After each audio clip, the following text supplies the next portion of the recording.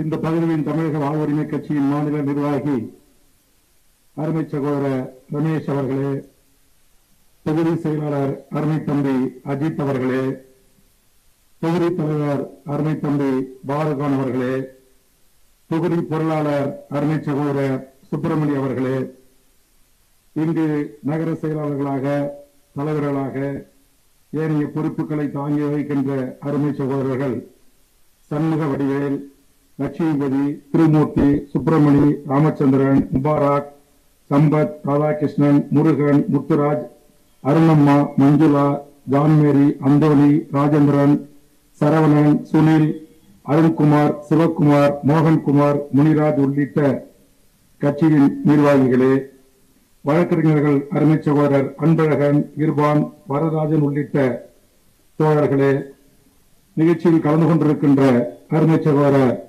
சனாவுல்லா அவர்களே, சூரிய பிரகாஷ் அவர்களே, ஜலசா அவர்களே, சபரின் அவர்களே, வெற்றி அவர்களே, அகில் அவர்களே, தொகுதி பொறுப்பாளர் அருமை தம்பி சக்தி அவர்களே, கோவிந்தராஜ் அவர்களே, சபரி அவர்களே, செந்தில் முருகன் அவர்களே, கிருஷ்ணகிரி கிழக்கு மாவட்டத்தினுடைய பொறுப்பாளர் மருத்துவர் சரவணன் அவர்களே, ராணுவ வீரர் முருகன் அவர்களே, ராமகிருஷ்ணன் அவர்களே, கேப்டன் பிரபாகரன் அவர்களே, சதத்துல்லா அவர்களே, முகமது அசாருதீன் அவர்களே, ஆனந்தன் அவர்களே, சுரேஷ்குமார் அவர்களே, திருப்பதி அவர்களே, நித்யகுமார் அவர்களே, முபாரக் அவர்களே, முஸ்பான் அவர்களே, ஹரி அவர்களே, லோகேஷ் அவர்களே,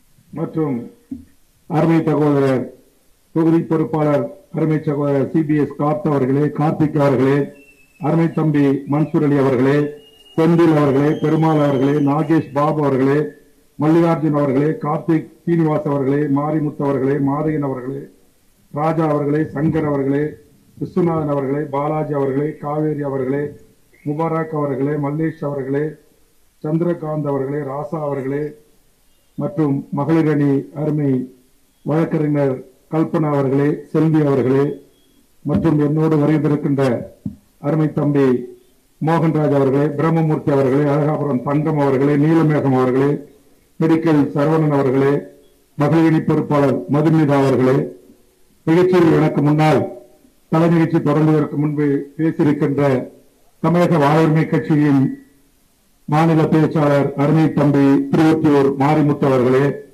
நிகழ்ச்சியை ஒருங்கிணைத்துக் கொண்டிருந்த அருமை சகோதரர் கட்சியின் தலைமை நிலைய செயலாளர் அருமை சகோதரர் கனல் கண்ணன் அவர்களே, எனது அருமை பத்திரிகை ஊடக நண்பர்களே, இந்த தேன்கனிக்கோட்டை பகுதியில் இருபுறமும் வியாபாரம் செய்து வருகின்ற வியாபார பெருமக்களே, பொதுமக்களே, அனுமதியை வைத்து பாதுகாப்பு பணியில் ஈடுபட்டிருக்கின்ற காவல்துறை நண்பர்களே, இந்த இணைப்பு கூட்டத்திற்கு வருகை அமர்ந்திருக்கின்ற அனைத்து என் உறவுகளுக்கும் என் அன்பான வணக்கத்தினை முதலில் தெரிவித்து, தமிழக வாழ்வுரிமை கட்சி தமிழ்நாடு முழுவதும் கடந்த ஓராண்டுகளாக பல்வேறு பொதுக்கூட்டங்களை நடத்தி வருகிறது. பல்வேறு தலைப்புகளில் தமிழ்ச்சமூகத்தின் வாழ்வுரிமை சிக்கல்களை குறித்து பேசி வருகிறோம். அந்த வகையில் இதே கிருஷ்ணகிரி மாவட்டத்தில் கிட்டத்தட்ட இது 5-6வது கூட்டமாக தேன்கனிக்கோட்டையில் இந்த கூட்டத்தை நம்முடைய அருமை சகோதரர் நெப்போலியன் அவர்களுடைய ஒருங்கிணைப்பில் இந்த மாவட்டத்தின் பல்வேறு பகுதிகளிலே பல்வேறு கூட்டங்களை அந்தந்த பகுதியினுடைய தொகுதியினுடைய தலைவர்கள் இன்றைக்கு தலைமையேற்க முன்னிலையேற்று இந்த இணைப்பு விழா பொதுக்கூட்டங்கள் நடந்து வருகிறது. அந்த வகையில் தமிழ்ச்சமூகத்தின் பல்வேறு வாழ்வுரிமை சிக்கல்களை குறித்து தொடர்ச்சியாக தமிழக மக்கள் மன்றத்திலும் சட்டமன்றத்திலும் போராடி வருகின்ற தமிழக வாழ்வுரிமை கட்சி இன்றைக்கு மிக வேகமாக ஒரு வளர்ச்சியை நோக்கி தமிழ் சமூகத்தின் இளைஞர்களால் பல்வேறு அரசியல் மாற்று அமைப்புகளால் உற்று கவனிக்கப்பட்டு அணி அணியாக இன்றைக்கு நாள்தோறும் இணைப்பு விழாக்கள் நடந்து வருகிறது. அந்த வகையில் இந்த கிருஷ்ணகிரி மாவட்டத்தில் மிகச்சிறப்பான இணைப்பு விழாக்கள் தொடர்ந்து ஓராண்டு காலமாக முன்னெடுத்து வருவதற்கு உழைத்திட்ட கட்சியினுடைய அனைத்து நிலை பொறுப்பாளர்களுக்கும் முதலில் நெஞ்சார்ந்த நன்றியை நான் தெரிவித்துக் கொள்கிறேன். சளைக்கான இந்த நிகழ்ச்சியை தோல்வியின்றி சுணக்கமின்றி அவர்களுடைய முயற்சிக்கும் அவருடைய அந்த ஊர்ந்து சக்திக்கும் அவருடைய பாராட்டுக்களையும் வாழ்த்துக்களையும் தெரிவித்துக் கொள்கிறேன். இதுதான் இன்றைக்கு பல பேருக்கு எரிச்சலை உருவாக்குகிறது. தமிழக வாழ்வுரிமை கட்சி இந்த கட்சி இன்னைக்கு தமிழ்நாட்டின் அனைத்து மாவட்டங்களிலும் இணைப்புகளாக நடத்துகிறது, பொதுக்கூட்டங்களை நடத்துகிறது, போராட்டங்களை முன்னெடுக்கிறது. தமிழ்நாட்டில் இருக்கிற 150க்கு மேற்பட்ட தமிழக அரசியல் கட்சிகளை, தமிழ் தேசிய அமைப்புகளை, இஸ்லாமிய அமைப்புகளை, இன்றைக்கு திராவிட பெரியாரிய சிந்தனையாளர்களை ஒருங்கிணைத்து ஒரு குடையின் கீழ் தமிழர் வாழ்வுரிமை என்கிற கூட்டமைப்பை உருவாக்கி தமிழ் சமூகத்தின் மிக முக்கிய உயிர்நாடி பிரச்சனைகளை கையில் எடுத்து போராடி வருகிறது. சமீபத்தில் கூட 2 மாதத்திற்கு முன்பாக தமிழர் வாழ்வுரிமை கூட்டமைப்பு கூட்டப்பட்டு சாதிவாரி கணக்கெடுப்பு நடத்தப்பட வேண்டும். அது மாநில அரசு நடத்தினாலும் சரி, ஒன்றிய அரசு நடத்தினாலும் சரி, உடனடியாக நடத்தப்பட்டு இந்த மண்ணில் வாழ்கின்ற அனைத்து மக்களுக்கும் அவர்களின் எண்ணிக்கைக்கு ஏற்றவாறு சாதிவாரி கணக்கெடுப்பு நடத்தி அவர்களுக்கான கல்வி, வேலைவாய்ப்பு உரிமை தர வேண்டும். இல்லை என்றால் இந்த 150 அமைப்புகளும் ஒன்றிய மாநில அரசுகளுக்கு எதிராக மிகப்பெரிய போராட்டத்தை முன்னெடுக்கும் என்று அறிவித்தோம். தமிழ்நாட்டின் பல்வேறு அரசியல் கட்சிகள் போராட்டங்களை முன்னெடுத்தார்கள். தமிழ்நாடு முதலமைச்சர் அவர்கள் ஒன்றிய அரசு எடுக்க வேண்டும், இது ஒன்றிய அரசுக்குத்தான் அதிகாரம் இருக்கும் என்று சட்டமன்றத்தில் அறிவித்தார்கள். இதனை நாள் வரையும் சாதிவாரி கணக்கெடுப்புக்கு கள்ள மௌனம் சாதித்த ஒன்றிய பாசிச பாரதிய ஜனதா அரசு தற்போது ஒன்றிய அரசு நாங்கள் சாதிவாரி கணக்கெடுப்பை எடுக்கிறோம் என்று அறிவித்திருக்கிறார்கள். இப்படி பேசாத அரசுகளை, இயங்காத அரசுகளை, செயல்படாத ஆளுநர்களை தமிழ்நாட்டில் 40 ஆண்டு காலத்திற்கு மேலாக போராட்ட களத்தில் இன்று கேள்வி கேட்கிற இடத்தில் தான் வேல்முருகனும் இருந்திருக்கிறான். இன்றைய 15 ஆண்டுகள் வரலாற்றில் தமிழக வாழ்வுரிமை கட்சியும் சமரசமின்றி போராட்ட களத்தில் இருந்திருக்கிறது. இந்த தேன்கனி கோட்டையிலிருந்து சென்னைக்கு வரணும்னா ஒரு 100 பேர் வர்றதுக்கு செலவு எவ்வளவு ஆகும்? ஒரு பேருந்துக்கு 70,000 ரூபாய். அது வர்ற 60 பேருக்கு சாப்பாடு, 3 வேளை கட்டி சோறு கட்டணும். இதையெல்லாம் கட்டி எடுத்துக்கிட்டு வந்து தமிழ்நாட்டின் வாழ்வுரிமை சிக்கல்களுக்கு இங்கு அமர்ந்திருக்கிற தமிழக வாழ்வுரிமை கட்சியின் தொண்டர்கள் தான் இந்த மண்ணின் வாழ்வுரிமை சிக்கல்களுக்காக களம் கொண்டார்களை தவிர எந்த ரசிகர்களும் கலங்காடவில்லை, எந்த கதாநாயகனும் கலங்காடவில்லை. ஆனால் இந்த உண்மையை உடைத்து பேசுகின்ற போது பல பேருக்கு ஆத்திரம் பொங்குது. இன்றைக்கு கூட பள்ளி மாணவிகளை இட்டு நமக்கு பதில் சொல்லுகிறார்கள். பாவம், நாங்கள் தற்கூரி என்று எங்களை சொல்லுகின்ற அந்த தற்கூரிகளுக்கு நாங்கள் சொல்லுகிறோம், தமிழக வாழ்வுரிமை கட்சியின் வரலாற்றை வேல்முருகன் என்கிற என்னுடைய பக்கத்தில் பதிவு செய்திருக்கிறேன். கட்சி தொடங்கிய காலத்திலிருந்து தற்கூரிகளே தெரிந்து கொள்ளுங்கள், படித்து புரிந்து கொள்ளுங்கள், யூடியூப்பாக இருக்கிறது கேட்டுக் கொள்ளுங்கள். என்னுடைய வாழ்வில் எங்கு தொடங்குகிறது? 1970களில் பிறந்த வேல்முருகன் 1லிருந்து 5ஆம் வகுப்பு படிக்கிற பள்ளி பருவத்தில் என் முன்னோர்கள் முன்னேற்றியர்கள் இந்த நாட்டுடைய மிக முக்கிய அசைக்க முடியாத அரசியலாளர்களாக இருந்தார். எம்ஜிஆருடைய அமைச்சரவையில் 2ஆம் 3ஆம் இடத்தில் இருந்த பண்டூட்டியாருடைய சொந்த உறவினர், ஒரே கிராமம், என்னுடைய சித்தப்பா முறை. அவர் அமைச்சராக இருந்து கார்களிலே வருவதை பார்த்து அவர் மடியில் அமர்ந்து அரசியல் பயின்று அன்றைக்கு 1ஆம் வகுப்பிலிருந்து 5ஆம் வகுப்பு வரை அந்த பள்ளியை எப்படி நிர்வகிக்க வேண்டும் என்று ஒரு மாணவனாக இருந்து பள்ளியை சுத்தம் செய்வதிலிருந்து கரும்பலையிலே கோவக்காவை கொண்டு வந்து தீர்த்துவதிலிருந்து அந்த 100 மாணவர்களுக்கு தண்ணீர் வைத்து வகுப்பறையை சுத்தம் செய்து அவர்களை வரிசை கட்டி அமர வைப்பதிலிருந்து ஒழுக்க சிலராக உருவானது என்னுடைய அரசியல் வரலாறு. கடந்த 1980களில் இருந்து ஒரு பள்ளி பருவத்தில் ஒரு பள்ளியை எப்படி நிர்வகிக்க வேண்டும், ஆசிரியர் வராத போது அந்த மாணவர்களை எப்படி தலைமை பண்போடு நடத்த வேண்டும், ஆசிரியர் வருவதற்கு முன்பு 9:30 மணிக்கு தேசிய கொடி எப்படி ஏற்ற வேண்டும் என்பதில் தொடங்குகிறது எனது அரசியல் வாழ்வு. அதற்கு பிறகு உயர்நிலை பள்ளியாக நான் அரசு உயர்நிலை பள்ளி புள்ளஞ்சாவடிக்கு போகிறேன். 6ஆம் வகுப்பு போன உடனே என் போராட்ட வாழ்வு தொடங்குது. மரத்தடி அங்கங்க வகுப்பறைகள் அதிகம் இல்ல. இந்த வாத்தியாரங்க டீச்சர்லாம் ஒன்னா உட்காந்துக்கிட்டு சரியா வகுப்பறைக்கு வந்து பாடம் எடுக்க மறுக்கிறாங்க. 6வது படிக்கிற பையன் சக மாணவர்களை சேர்த்து அன்னைக்கு டிஓ சிஓ அன்றைய கல்வி அமைச்சர் அரங்கநாயகனுக்கு கடிதம் எழுதுகிறேன். எங்கள் பள்ளி ஆசிரியர்கள் கிராமப்புற ஏழை எளிய மாணவர் செல்வங்களுக்கு குறித்த நேரத்தில் வந்து பாடம் எடுக்க மறுக்கிறார்கள். தங்கள் தலைமையில் ஒரு இணை இயக்குநரை அனுப்பி ஆய்வு செய்து முறையாக வகுப்புக்கு வராத ஆசிரியர்கள் மீது நடவடிக்கை எடுத்து அவர்களை மாற்றம் செய்து நல்ல ஆசிரியர்களை கொண்டு இந்த பள்ளி மிகச்சிறந்த பள்ளியாக வருவதற்கு வழிவகை காணுங்கள் என்று 11 வயதில் இந்த நாட்டுடைய கல்வி அமைச்சருக்கு கடிதம் எழுதியவர் வேல்முருகன். 11 வயதில் நீங்கள் எங்கே இருந்தீர்கள்? அப்படி ஒரு டீம் வந்தது. ஒரு இணை இயக்குனர் வந்தார், சிஇஓ வந்தார். ஒரே நாளில் 6 ஆசிரியர்கள் மாற்றப்பட்டு வேறு 6 ஆசிரியர்கள் அந்த அரசு உயர்நிலைப் பள்ளி குழந்தைக்கு நியமிக்கப்பட்டு பிற்காலத்தில் அந்த பள்ளி மாவட்டத்தில் முதலிடம் வருவதற்கு வாய்ப்பு உருவாக்கிய சிறுவனாக 11 வயதில் பொது வாழ்வுக்கான எங்கு குற்றம் நடந்தாலும் தவறு நடந்தாலும் அதை தட்டி கேட்கிற மனப்பக்குவம் என்பது என் ரத்தத்தில் ரத்த நாணங்களை நினைத்திருந்த காலங்களில் இருந்து உருவாகியது. ஆனா இன்னைக்கு கேட்கிறார்கள் தற்கூரிகளும் தருதலைகளும், வேல்முருகன் யார்? வேல்முருகன் யார்? நீங்கள் எல்லாம் சினிமாவில் கட்டிப்பிடித்து ஆட்டம் போட்ட போது, அரைகுறை ஆடையோடு ஆடிக்கொண்டிருந்த போது, தமிழர் விடுதலைக்காக களங்கண்ட தமிழ்நாடு விடுதலை படையில் பணியாற்றியவன் வேல்முருகன், அல்லது அவர்களோடு தோளோடு தோல் நின்றவன் வேல்முருகன். நான் உங்களுடைய வாழ்க்கை வரலாறுகளை வேண்டுமானால் இந்த கூட்டத்தில் சொல்லுகிறேன். இந்த கூட்டத்தின் வாயிலாக கேட்கின்ற எனது உறவுகளும் அல்லது தற்கூரிகளும் தெரிந்து பார்த்து கேட்டுவிட்டு நேரடியாக வாருங்கள். நான் ஒருத்தர் கூப்பிட நேரம் வாயா 1.25 மணி நேரம் பேசியிருக்கிறேன். என் தமிழ் சமூகம் எந்த அளவுக்கு சீரழிவு நோக்கி சென்று கொண்டிருக்கிறது, சினிமா துறை எவ்வளவு சீரழிவு இருக்கிறது, சின்னத்துறை எவ்வளவு சீரழிவில் இருக்கிறது, டிக்டாக் என்ற பெயரில் எவ்வளவு சீரழிவு இருக்கிறது, எவ்வளவு பண்பாட்டு கலாச்சார சீரழிவு இருக்கிறது, ஷார்ட் என்பவர்கள் எவ்வளவு கலாச்சார சீரழிவு இருக்கிறது. தனக்கு வருமானம் வர வேண்டும் என்பதற்காக யூடியூப்ல அதிக வியூவர்ஸ் வர வேண்டும் என்பதற்காக இன்றைக்கு தன் உடலை காட்டுகிற கேவலமான ஈனப்பிரவைகள் இந்த மண்ணில் இருக்கிறார்கள் என்று கொதித்து எழுந்து தமிழ்நாடு முழுவதும் பொதுக்கூட்டங்களில் இன்றைக்கு பள்ளி மாணவிகள் 10வது சிறுமிகள் 8வது படிக்கின்ற சிறுமிகள் 6 வயது சிறுமிகள் பெற்றோர்கள் அனைவரும் நாம் கைகளிலே ஸ்மார்ட் போனை வாங்கி தந்திருக்கிறோம் படிப்பதற்கு. கொரோனா காலங்களில் வீட்டில் இருந்து அந்த குழந்தை செல்வங்கள் பாடத்தை படிக்க வேண்டும் என்பதற்காக நாம் வாங்கி கொடுத்த ஸ்மார்ட் போன் அந்த இளைய தலைவருடைய பண்பாட்டு சீரழிவை, கலாச்சார சீரழிவை, நாகரிக சீரழிவை, பெற்றோர்களை தாய் தந்தைகளை மதிக்காத ஒரு போட்டி மனரீதியாக உளவியல் ரீதியாக ஏற்படுத்துகிறது. அதை பார்க்கின்ற போது கண்ட கருமாந்திரம் அறிவு 8ஆம் தூக்கம் எல்லாம் வந்து வீழ்கிறது என்று வேல்முருகன் இன்னைக்கு பேசவில்லை, இந்த ஸ்மார்ட் போன் வந்தது என்று பேசுகிறேன். அந்த கூட்டத்தில் நாட்டுடைய கல்வி அமைப்பை பார்த்து நேரடியாக பேசியிருக்கிறேன், கேள்வி வைத்திருக்கிறேன். எப்படி அரசு அனுமதிக்கிறீர்கள்? பெற்றோர்களுக்கு தெரியாமல் தூங்குகின்ற போது படிக்க போகலாம் என்கிற போதையில் இளைய பிள்ளைகளை பார்த்து சீரழிகிறார்களே. நிறைய யூடியூப்ல வருது, பொதுமக்கள் இன்னும் பாக்குறீங்க, வரைக்கும் அதை பாக்குறான். அம்மா போய் சோறு ஊட்டுறாங்க, சோறு உள்ள போல வாயிலிருந்து கீழே வருது, அவன் மேல எறும்புகள் ஏறுது, கடிக்குது, பூரா ஏறுது, கடிக்குது. அவனுக்கு அதை பத்தி சிந்தனையே இல்லை, அந்த ஸ்மார்ட் போன்லயே மூழ்கி கிடக்கிறான். இது குழந்தைகள். ஆனா இந்த 12 வயது 15 வயது 16 வயது பருவ வயது உள்ள பசங்க எதை பாக்குறான்? யார் இதை பாக்குறான்? யாருக்கு அதிக நியூஸ் போயிருக்கு, நியூஸ் எங்க போயிருக்கு அப்படி என்பதை ஆதாரத்துடன் எடுத்து பல கூட்டங்களில் பேசியிருக்கிறேன்.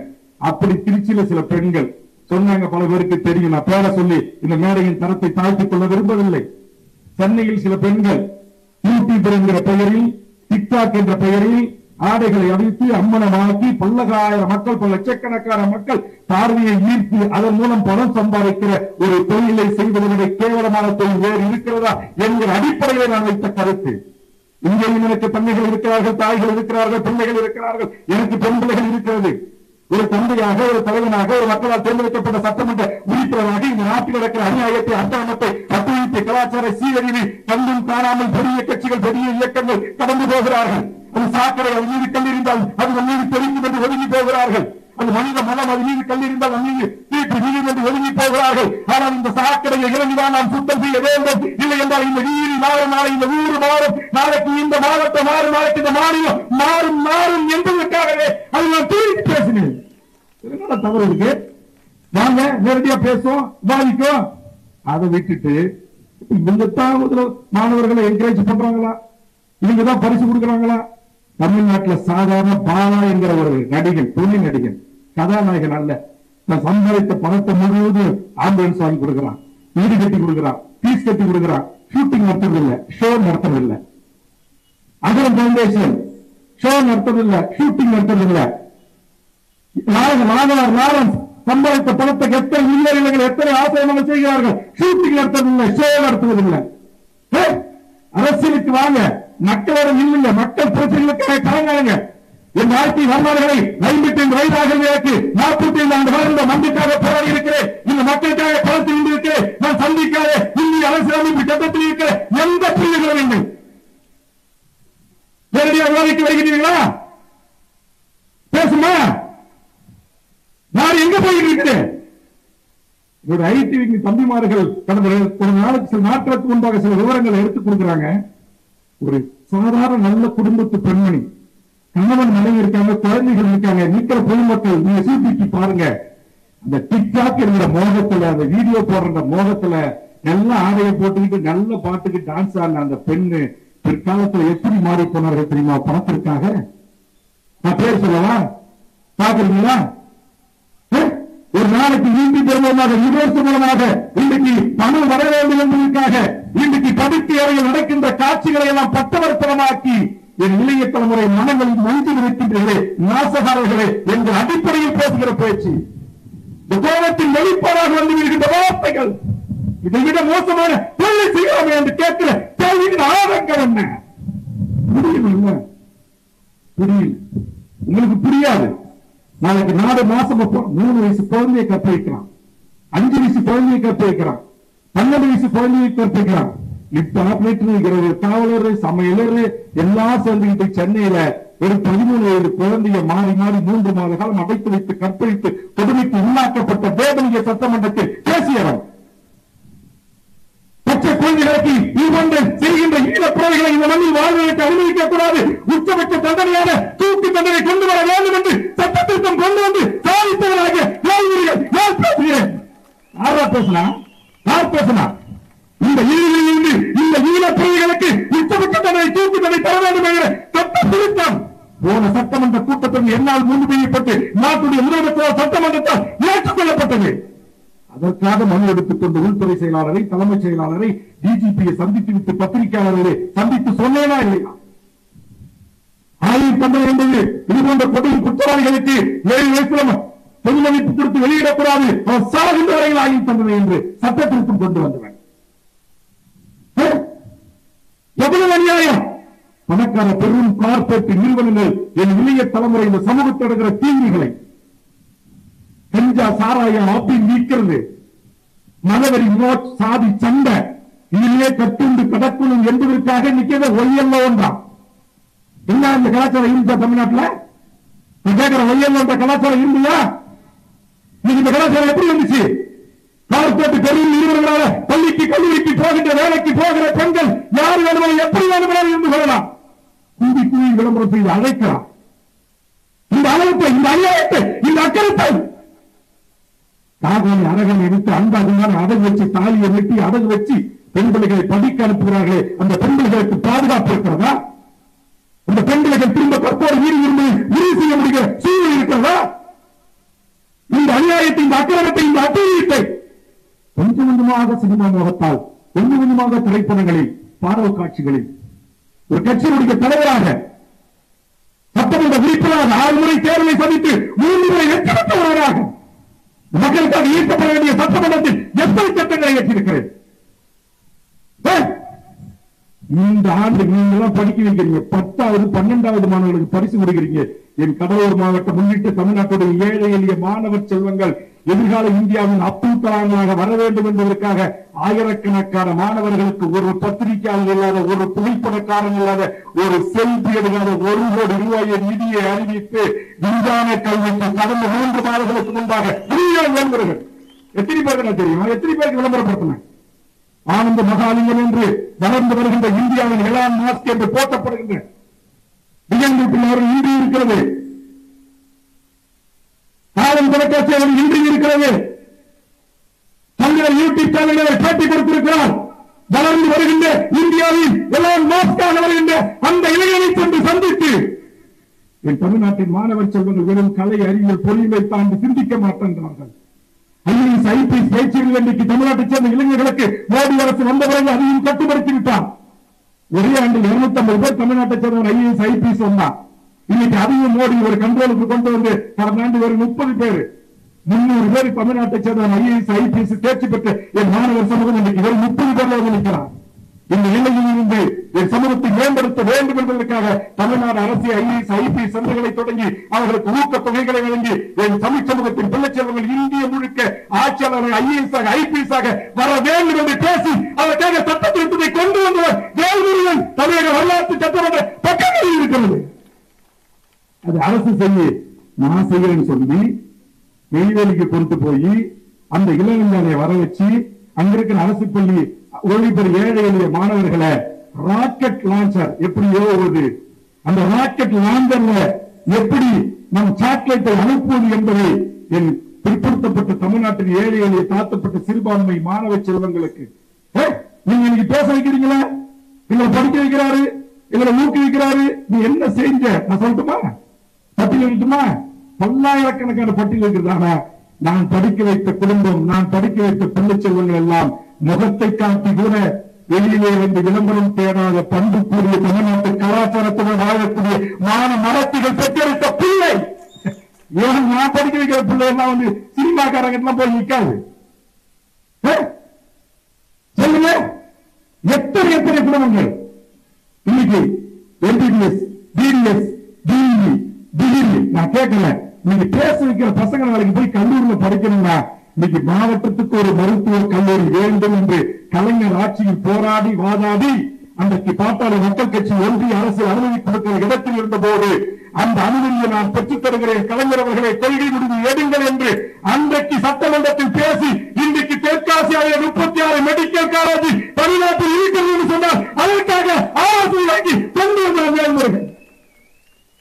கூத்தாடினா உங்களுக்கு குறைஞ்சிச்சு. நீங்க கூத்து என்பது என் தமிழுடைய மரபு கலைடா.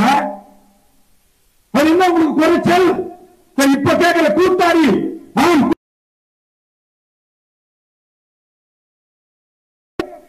சட்டமன்ற பக்கங்களில் பல்லாறுகளில் இருக்கிறது. மெடிக்கல் காலேஜ் கொண்டாங்க. அடுத்தது அண்ணா யூனிவர்சிட்டி என்கிற கிண்டி பொறியியல் கல்லூரி. இந்த தேர்தலை கோட்டையிலிருந்து ஒரு பையன் பிஇ படிக்கணும்னா கிண்டிக்கு போகணும். எத்தனை பேர் விட்டு படிக்க வைக்க முடியும்?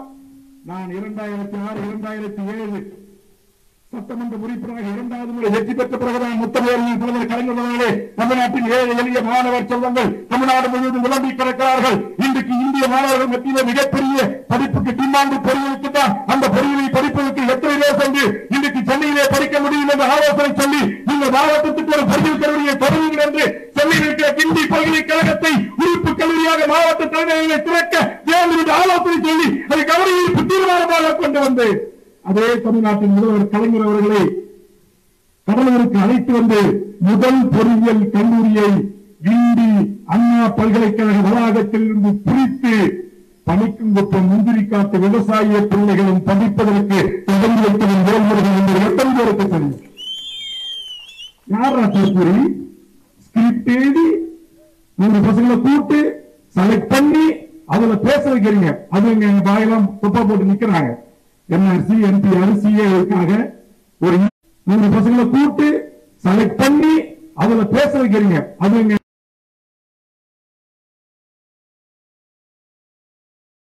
மதம் என்று சொல்லக்கூடிய வேல்முருகன் என்று தமிழ் கடவுள் பெயரை தாங்கிய இந்த வேல்முருகன் தான் அந்த இஸ்லாமியர்கள் ஆதிக்கத்தை ஒன்றிய பாசிச பாராளுமன்ற செலுத்திய 40 வழக்குகளை சந்தித்தவன் வேல்முருகன் என்பதற்காக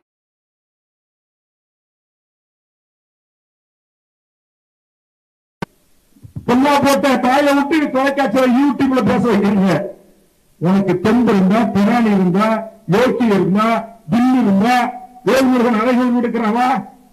உங்களுடைய 40 ஆண்டு கால தமிழ் சமூகத்துக்கு நடிகை எந்த நடிகராக இருந்தாலும் நீங்க அந்த தமிழ் சமூகத்தில் ஆற்றிய பங்களிப்பு என்ன? வேல்முருகன் ஆற்றிய பங்களிப்பு என்ன? ஒரே மாதிரி விவாதிப்பிற்கு தயாராக இருக்கிற எந்த தொலைக்காட்சி, நான் அதாவது தொலைக்காட்சி ரிப்போர்ட்டர் சொன்னேன், போராளிகளை பற்றி போராளிகளிடம் சென்று மைக்கு நீட்டி கேளுங்க, துருக்கி கிட்ட கேட்காதீங்க, போக்கிரி கிட்ட கேட்காதீங்க. துருக்கிகளுக்கு போராளிகளை பற்றி தெரியாது, தெரியவதற்கு வாய்ப்புகள் இல்லை. அவருடைய உலகம் வேறு. உங்கள் பாடல்கள் தமிழ் சமூகத்தை சீராக்கியதா, சீர்படுத்தியதா, செம்மைப்படுத்தியதா? நான் கேட்கிறேன். அப்பா அம்மா வீட்டுல இல்ல, தரப்போற யாரும் இல்ல, என்னடா பாட்டு சமூகத்தை சீர்படுத்துறாங்க. பெற்றோர்கள் தானே இப்படி சினிமாவில் குத்தாட்டம் போட்டு ஆட விடுறீங்களா? இவ்வளவு கேவலமான நீரடியா மேரேஜ் என்னடா? பாகிஸ்தான் இந்தியா சண்டைக்காரா? பாகிஸ்தான் இந்தியா சண்டைக்காரா? நான் கேட்கிறேன். இல்ல சீனாவுக்கு இந்தியாவுக்கு சண்டை நிற்குது, வாருங்கள் இளைஞர் தலைமுறை போகிறதுக்கு போகும் என்று அழைப்பு இருக்கிறா? உத்தாண்டபடி சவுத்து தோலுத்தா உள்ளே தெரியுது காப்பு. இதை கேட்ட உங்களுக்கு எதிரி உங்க அண்ணா, உங்க நன்னா அண்ணனை விமர்சிட்டீங்க. உங்க அண்ணன் இந்த நாட்டுடைய சூப்பர் ஸ்டார் என்று அழைக்கப்பட்ட ரஜினிகாந்த் அவர்களே நாட்டுடைய சிகரெட்டை பிடிக்க வைத்து குடிக்கு அடிமையாக்கி என் இளைய தலைவரை சீரழிக்கிறார்கள் என்று அத்தனை பாராபர பட்டிகளில் முந்திரி காட்டு இருந்தவர்கள் வரவாரா இல்லையா? இந்த ரஜினி போய் கொம்பரா படத்தை என்னமோ பண்ணார். அள்ளி அள்ளி குடித்து உணவு போட்டு வளர்த்தவர் நடத்தான நடிகன் விஜயகாந்த்.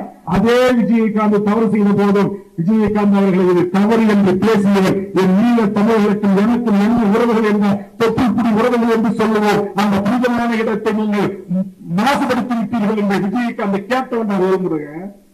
விஜயகாந்த் ரசிகரோட நீங்க பெரிய புரிஞ்சுங்களா? யாரு நீங்க கண்டுபடி பாட்டு எழுதுங்க, கண்டுபடி காட்சி வைப்பீங்க, சீரியல் சினிமா ஒரு படம் இந்த படத்துல வைக்கலாம். அவங்க அப்பா அம்மா பார்த்து பொத்து வளர்த்து ஆளாக்கிங்க, மாப்பிள்ளை பார்த்து பொண்ணு பார்த்து கல்யாணம் வைக்க போறாங்க. காலையில திரும்பணும். கதாநாயகி என்ன செஞ்சா இந்த படம் எழுத படமுறை எனக்கு ஞாபகத்து வரல. கதாநாயகி நைட்டு ஒருத்தன் தேடிட்டு போறான். யாருன்னா அவருடைய காதலன். உடனே அவனை கூட்டு ஒரு வார்த்தையை சொல்றான். பெண்கள் உட்கார்ந்துருக்காங்க, நான் சொல்லல. எதை நீங்க கத்து தரீங்க? இளைஞர்களுக்கு எதை கத்து தரீங்க? ஒரு மாணவ சமூகத்துக்கு எதை கத்து தரீங்க? நாளைக்கு தலைமுறைக்கு எதை கத்து தரீங்க? இப்ப கண்ணகி சிலையா வைக்கிறோம். எதுக்கு தமிழர்கள் உலகமொழி வைக்கலாம் தாய்மொழின்னு சொல்றோம். தமிழர்கள் மிகப்பெரிய பண்பாட்டு கூறியன்னு சொல்றோம். அந்த பண்பாட்டு கூறியதாக இருக்கிறதா இங்க நடைபெறுகின்ற கலை? இந்த பண்பாட்டு உரிமைகளை உள்ளடக்கிறதா இருக்கிறா இங்க வரப்படுகின்ற சீரியல்? அந்த பண்பாட்டு கூறியதாக இருக்கிறதா இங்க எடுக்கப்படுகின்ற திரைப்படங்கள்? யாரும் கேட்க மாட்டீங்க.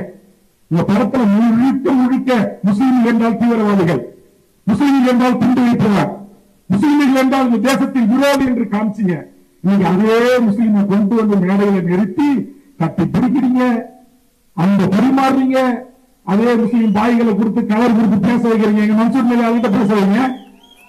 இல்ல இந்த தேர்தலை கூட்டத்தில் இருக்கிற பொதுமக்களாக இருக்கிற இஸ்லாமிய சகோதரர்கிட்ட போய் மைக்க கொடுத்து வேல்முருகன் இஸ்லாமியனுக்கு என்ன உறவு, வேல்முருகன் இஸ்லாமுக்காக என்ன செய்யுங்க மைக்க கொடுத்து பேச வைங்க. ஏன் ஸ்கிரிப்ட் எழுதி கொடுக்குறீங்க? பச்சை பிள்ளைங்க, நீங்க தானே சொன்னீங்க பச்சை குழந்தைங்க. அந்த பச்சை குழந்தைகளை ஏன் அவமானப்படுத்துறீங்க? ஏன் அந்த பச்சை குழந்தைங்க ஸ்கிரிப்ட் எழுதி கொடுத்து பேச வைக்கிறீங்க? வேல்முருகன் இந்த தமிழர் நிலத்துக்கும் தமிழ் மண்ணுக்கும் செய்ததை நான் பட்டியலிடுறேன், மணிக்கணக்கா பட்டியலிடுறேன். 12 மணி நேரம் பேசுறோம், நான் பேச தயார். வாங்க வாங்க பேசுவோம். நீங்க என்ன செய்வீங்க, நான் என்ன செய்ய பேசுவோம்.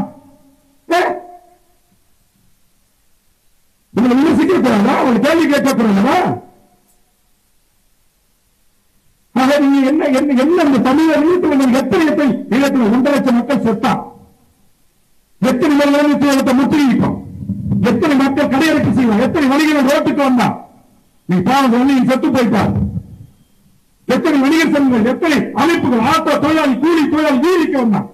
தமிழகத்தில் எந்த மிகப்பெரிய கதாநாயகர் தன்னை வலித்துக் கொண்டு ஈழத்தில் வளர்ந்து விடப்படுவதற்காக நீங்கள் களத்துக்கு வந்தீங்க, போராடுறீங்க சொல்லுங்க.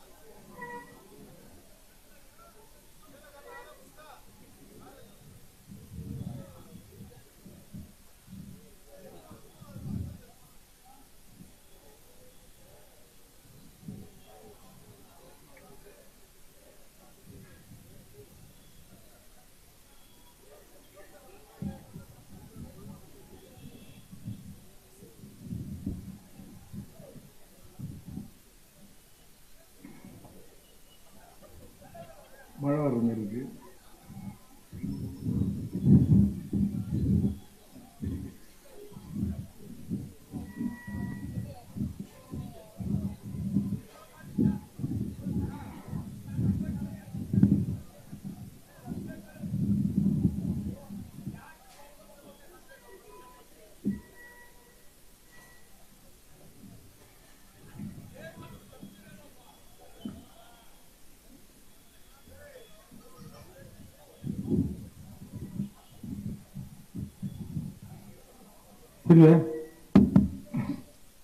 சொல்லுங்க. இப்ப நான் இந்த கூட்டத்தில் ஒரு 2 மணி நேரம் இந்த மண்ணுக்கும் இந்த மக்களுக்கும் இந்த மொழிக்கும் இந்த இனத்திற்கும் இங்க நடந்த ஆட்சியாளர்களை அதி பயங்கரவாதத்திற்கும் எதிராக ஒடுக்குமுறைக்கு எதிராக நான் என்ன செய்திருக்கிறேன் அப்படின்றத நான் 80களிலிருந்து பட்டியலிடுறேன். நீங்க பட்டியலிடுங்க. ஒரு ஆரோக்கியமான அரசியல் விவாதத்துக்கு வருவோம். யார் மக்களுக்கானவர், யார் மாணவர்களுக்கானவர், யார் பெண்களின் பாதுகாப்பு அரணாக இருப்பவர் என்பதை பொதுமக்கள் முடிவு செய்யட்டும். அதுக்கு தயாரா? நான் எந்த குறிப்பிட்ட நடிகர் சொல்ல, எந்த நடிகராக இருந்தாலும் சொல்றேன். அரசியல் ஆசை கொள்கின்ற அதிகாரம் பூசி நாங்கள் நடித்தோம், அந்த பொய் வெளிச்சத்தின் ஊடாக எங்களுக்கு முதலமைச்சர் கனவு இருக்கு அப்படின்னு சொல்லக்கூடிய யாரா இருந்தாலும் வாங்க என்னோட பேசுங்க. இங்க வாழும் காமராஜராக எத்தனை தலைவர் இருக்கிறான், காமராஜராக வாழ்ந்த மறைந்த தலைவர் எத்தனை பேர் இருக்கிறான், இன்னும் கண்முன் சாட்சியாக சுதந்திர போராட்டத்திற்காக 10 ஆண்டு காலம் சிறை அனுபவத்தை வாழ்ந்த ஐயா நல்லக்கண்ணு போன்றவர்கள் இருக்கிறாங்க. தமிழ் தேசிய தளத்தில் நெடுமார் ஐயா போன்றவர்கள் இருக்கிறாங்க. என் முன்னத்தி ஏர்களாக இந்த மண்ணில் வாழ்ந்த சிந்தனைச்சி சிங்காரவேல் போன்ற மகத்தான தலைவர் இருக்கிறார். ஐயா ஆனந்தத்து போன்று இடஒதுக்கீட்டு போராளிகள் இருந்திருக்கிறார். புலவர் கல்வி பெருமாள் போன்ற தமிழ் தேசிய தந்தைகள் இந்த மண்ணில் வாழ்ந்திருக்கிறார். ஒன்றிய அரசின் பயங்கரவாதத்தை 1980களிலே எதிர்த்து இந்தியாவிடமிருந்து தமிழ்நாடு கேட்ட தமிழரசன் என்ற மகத்தான தலைவர் இந்த மண்ணை வாழ்ந்து வந்திருக்கிறார். யாரை பத்தி உங்களுக்கு தெரியும்? யாரை பத்தி ஐயதிதாச பண்டினுடைய வரலாறு உங்களுக்கு தெரியுமா? எங்க பாவலர் பொன்னித்திரவருடைய தியாகத்தை குறித்து உங்களுக்கு தெரியுமா? வேதனைய பாவனாரை பத்தி உங்களுக்கு தெரியுமா? தமிழ் சமூகத்தில் எத்தனை மிகப்பெரிய தலைவர்கள் வாழ்ந்திருக்கிறார். சுதந்திர போராட்டம் விடுதலைக்காக இன்றைக்கு மறு இருவருக்கு சிலை வைக்க வேண்டும் என்று ரத்தத்தில் கையொப்பமிட்டு சட்டமன்றத்தில் அதை பேசி சாதித்த கட்சி தமிழக வாழ்வுரிமை கட்சி. நீங்க திரும்ப போடுறீங்களா? தேவநாயக பாவனுக்கு மணிமண்டபம் அமைக்கணும். வேல்முருகன் நான் பட்டியலிட தயாராக இருக்கிறேன். நான் சொன்ன 70களில் இருந்து வந்த 6வது வரைக்கும் வார்த்தையை மாற்றினேன். அதுக்கு பிறகு தமிழ்நாட்டில் நடக்கிற அத்தனை போராட்டங்களிலும் 1983 ஜூலை கலவரம், ஈழத்தில் இன மக்கள் படுகொலை செய்யப்பட்டார். 83 ஜூலை கலவரத்தில் 7வது 8வது படிக்கிற ஒரு மாணவன் என் சக பள்ளி மாணவர்களை வகுப்பிலிருந்து வெளியே கொண்டு வந்து பக்கத்தில் சுப்பிரமணியபுரம் ஹையர் செகண்டரி ஸ்கூலுக்கு இங்கிருந்து பேரணியா கூட்டு போய் அந்த மாணவர்களையும் வெளியில கொண்டு வந்து உட்கார வச்சு ஈழத்தில் நடந்த குட்டிமணி ஜெகன் தங்கதுரை என்கிற அந்த போராளிகளின் கண்கள் பிடுங்கப்பட்டு சூழ்ச்சாக்கள் விதிக்கப்பட்டு சிங்கள ராணுவ வெறியர்களால் அந்த வெளிக்கட சிறையில் இனப்படுகொலைக்கு உள்ளாக்கப்பட்ட தமிழர்களுக்கு 12, 13 வயதில் இறுதியில் ஒன்று தண்டவாளத்தில் வயதை மறித்து இந்தியன் எக்ஸ்பிரஸ் அன்றைக்கு 15 வயதில் தலைப்புச் செய்தியாக இடம்பெற்றவர் வேல்முருகன் என்பது தற்போதைய உங்களுக்கு தெரியுமா? தெரியுமா உங்களுக்கு?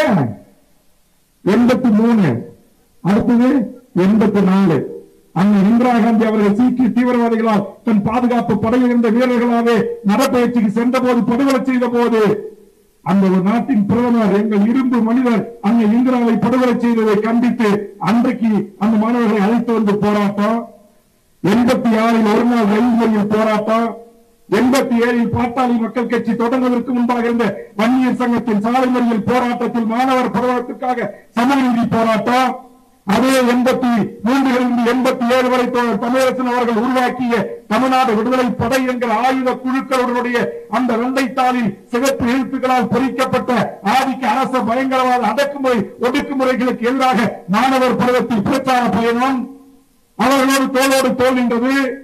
1990களின் இறுதி காலத்தில் ஆண்டு வரைக்கும் மறுஆண்டில் ஆயிரக்கணக்கான ஏக்கரை தனிநபர் மிகப்பெரிய பிரைவேட் நிலச்சுவாந்தார்கள் தன்னகப்படுத்திக் கொண்டு ஏழை எளிய தாழ்த்தப்பட்ட பிற்படுத்த மக்களுக்கு அந்த நிலத்தை பங்கிட்டு தராமல் தனதாக்கிக் கொண்டதற்கு எதிர்த்தாக உலகம் சிவக்கும் நாள் வருது, உலகத்தில் வெஞ்சரா வெடிவது என்று ஆயிரக்கணக்கான ஏக்கர் முஸ்லிம் தோப்பை மீட்பதற்கு தமிழ் தமிழ்நாடு விடுதலை படையினுடைய ஒரு அரசியல் பிரிவு இயக்கமாக தமிழ் தேசிய விடுதலை இயக்கம் என்ற அமைப்பை உருவாக்கி அதை வழிநடத்திய தமிழ்நாடு விடுதலை படை தோழர்கள் அந்த வீதியிலே முயற்சிப்பார்கள். தெரியுமா உங்களுக்கு? அதற்கு பிறகு 95 வரையிலும் காவேரிக்கு எல்லாம் போராட்டம் தான் பண்ணிட்டு இருந்தான். என்ஐசி வந்து டவர்ல கடவுளுக்கு மின்சாரம் போச்சு. என்ன நாளைக்கு போராடுறது விட்டா பிறகு கொஞ்சம் போராட்ட வடிவத்தை மாத்திரம்னு சொல்லி அன்றைக்கு என்னால் ஒழுங்கு செய்யப்பட்ட தமிழ்நாடு விடுதலை படை வீரர்களால் தமிழ்நாட்டின் மின்சாரம் என்எல்சி மின்சாரம் எனக்கு ஒரு சட்டு தண்ணீர் தர மறுக்கிற கன்னடத்துக்கு அனுப்பக்கூடாது. அங்கு 1991 காவேரி பிரச்சனை என்ற போது எங்கள் நூற்றுக்கணக்கான தமிழர்கள் வெட்டி வீசினார்கள். தமிழக வீடுகள் அடித்து ஒதுக்கப்பட்டன. தமிழர்கள் உதவிக்கு உயிருக்கு உத்தரவாதம் இல்லாத சூழல் வந்த போது நீங்கள் அந்த ஆயுதத்தை அங்கே கையெழுத்தால் இங்கு எங்கள் போராட்ட வடிவம் வேறு மாதிரியாக இருக்கும் என்பதற்காக இன்றைக்கு என்ன செய்ய சொல்கிற மின்சார தவறுகளை வெடிகுண்டு வைத்து தகர்த்து அந்த வழக்கை நாங்கள் சந்தித்தோம். வேல்முருகன் மிகப்பெரிய ஈழத்து உள்ளானா அதனால் நாட்டுக்காக தமிழ்நாட்டில் வாழ்ற 6 கோடி மக்களின் வாழ்வு உரிமைக்காக 1 கோடி கன்னடத்தில் வாழ்கின்ற கர்நாடக மாநிலத்தில் வாழ்கின்ற 1 கோடி தமிழர்களுக்காக அவன் உயிர் உத்தரவாதத்திற்காக நடத்தப்பட்ட போராட்டம். ஈழத்தில் போராடுறது நிதி வாங்கும் போது நீங்க என்ன செஞ்சீங்க? நீங்க உச்ச நடிகராக இருக்கும்போது 500 ரூபாய் கொடுத்தீங்க. டிவியில தொலைக்காட்சியில் பதிவு இருக்கு. வேல்முருகன் உச்சபட்சமாக அங்க இனப்படுகொலை நடந்த போது இலங்கை தூதரகம் நுங்கம்பாக்கத்தில் இருக்கு. இங்க உளவுத்துறை நண்பர்கள் நிறைய பேர் குறிப்பிடுகிறாங்க. பொறுத்து பார்த்து விட்டு இனியும் ஈழத்தில் இன மக்களை இப்படி கொத்து கொத்தாய் கொன்று குவிப்பாய் என்று சொன்னால் உனக்கான அதிகாரப்பூர்வ இலங்கை தூதரகம் நுங்கம்பாக்கத்தில் இயங்கக்கூடாது என்று, மனித உயிர்களுக்கு ஆபத்து வரக்கூடாது என்று அவர்கள் அனைவரும் வெளியேறிய பிறகு அந்த இலங்கை தூதரகத்தை தமிழ்நாடு விடுதலை படை 1994-95 வெடிகுண்டு வைத்து தகர்த்தது. வெடிகுண்டை என்னுடைய தீவட்டூர் இல்லத்திலிருந்து தயார் செய்து நேரடியாக வெளிப்படப்பட்டு இந்த இடத்தில் இருக்கிறது. ஒரு உயிருக்கும் பாதிப்பு ஏற்படாதவனும் தாக்க வேண்டும் என்று தாக்குதல் வழக்கை சந்தித்தவன், கஸ்டடி வழக்குகளை சந்தித்தவன். நாங்க இடுப்புக்கு நீட்டு படத்துக்கு வரல,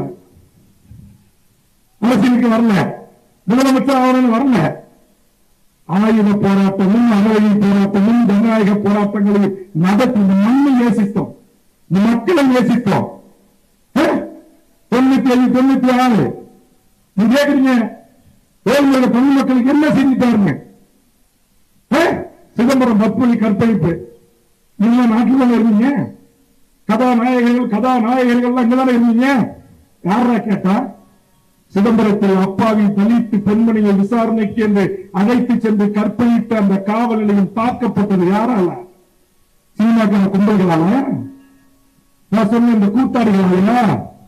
தமிழின் தமிழ்நாட்டு தாய்மார்களையும் உயிரை விட நேசிக்கின்ற தமிழ்நாடு விடுதலை படை வீரர்கள் தாக்கப்பட்டது என்பது வரலாறா இல்லையா?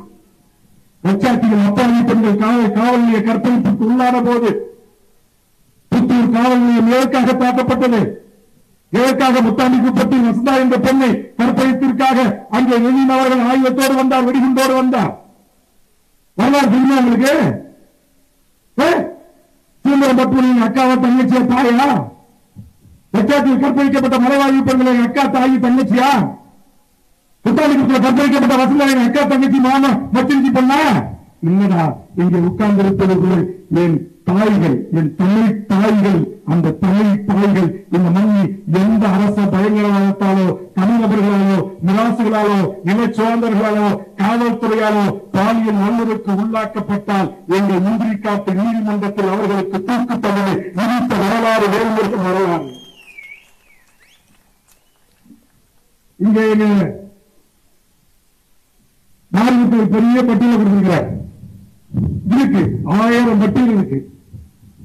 தெரியுமா உங்களுக்கு? இந்திய வரலாற்றுல எஸ்பி உலகத்தில் பதிவு பண்ண இந்திய வரலாற்றுல பொதுமக்களை எவ்வளவு சொல்லலாம், எவ்வளவு காவல்துறை இருக்கிற ஒரு சில ஒரு 1000 பேர் இருக்காங்க. அதுல ஒரு 2 பேர் ஒரு சில பேர் காட்டு முன்னாடி இருப்பான். அவனுக்கு பொண்டாடி பிரச்சனை, வீட்டு பிரச்சனை, அதிகாரிக்கு பிரச்சனை, 1008 பிரச்சனை இருக்கும். அது அப்பாவி விசாரணைக்கு போற பொதுமக்கள் கிட்ட காட்டுவான். உடனே சுடுவான், இல்ல அடிப்பான், உழைப்பான். எல்லா அமைப்புகளும் எல்லா கட்சிகளும் கள்ளமோனம் சாய்ச்சி கடந்து போனான். ஏன்டா போலீஸ்காரர்கிட்ட பாய்ச்சிக்கணும், ஏன்டா போலீஸ்காரனை ஏற்று வழக்கு போடணும்னு. அப்படி நம்முடைய ஒரு கிறிஸ்டின் மென்ஸ் என்று சொல்லக்கூடிய ஒரு சகோதரிய கன்னியாகுமரியில் அந்த எஸ்ஐயா இருக்கும்போது பிரேம்குமார் செய்த அத்துமீறல் ஒரு ராணுவ வீரனை புல்லட்ல கட்டி இழுத்த ஒரு அத்துமீறல் வழக்கு. இந்த வழக்கெல்லாம் தூசு தட்டு எடுத்து உச்ச நீதிமன்ற வரைக்கும் வாதாடி இந்திய வரலாற்றில் ஒரு கன்பேர்டு IPS பதவி பெற்ற பிரேம்குமார் என்கிற எஸ்பியை டிஸ்மிஸ் செய்வதன் இந்த வேல்முருகன் என்பது சிந்துகளை உங்களுக்கு தெரியுமா? தெரியுமா உங்களுக்கு? சரி, அது அப்புறம் விருப்பலிங்கம் என்கிற சமுத்திரத்தை சேர்ந்த ஒரு இளைஞர் புல்லஞ்சாவடி காவல் நிலைய விசாரணைக்கு அழைச்சிட்டு போறாங்க. காவல் ஆய்வாளர் சிற்றரசு என்பவரோடு வாக்குவாதம் ஏற்படுகிறது.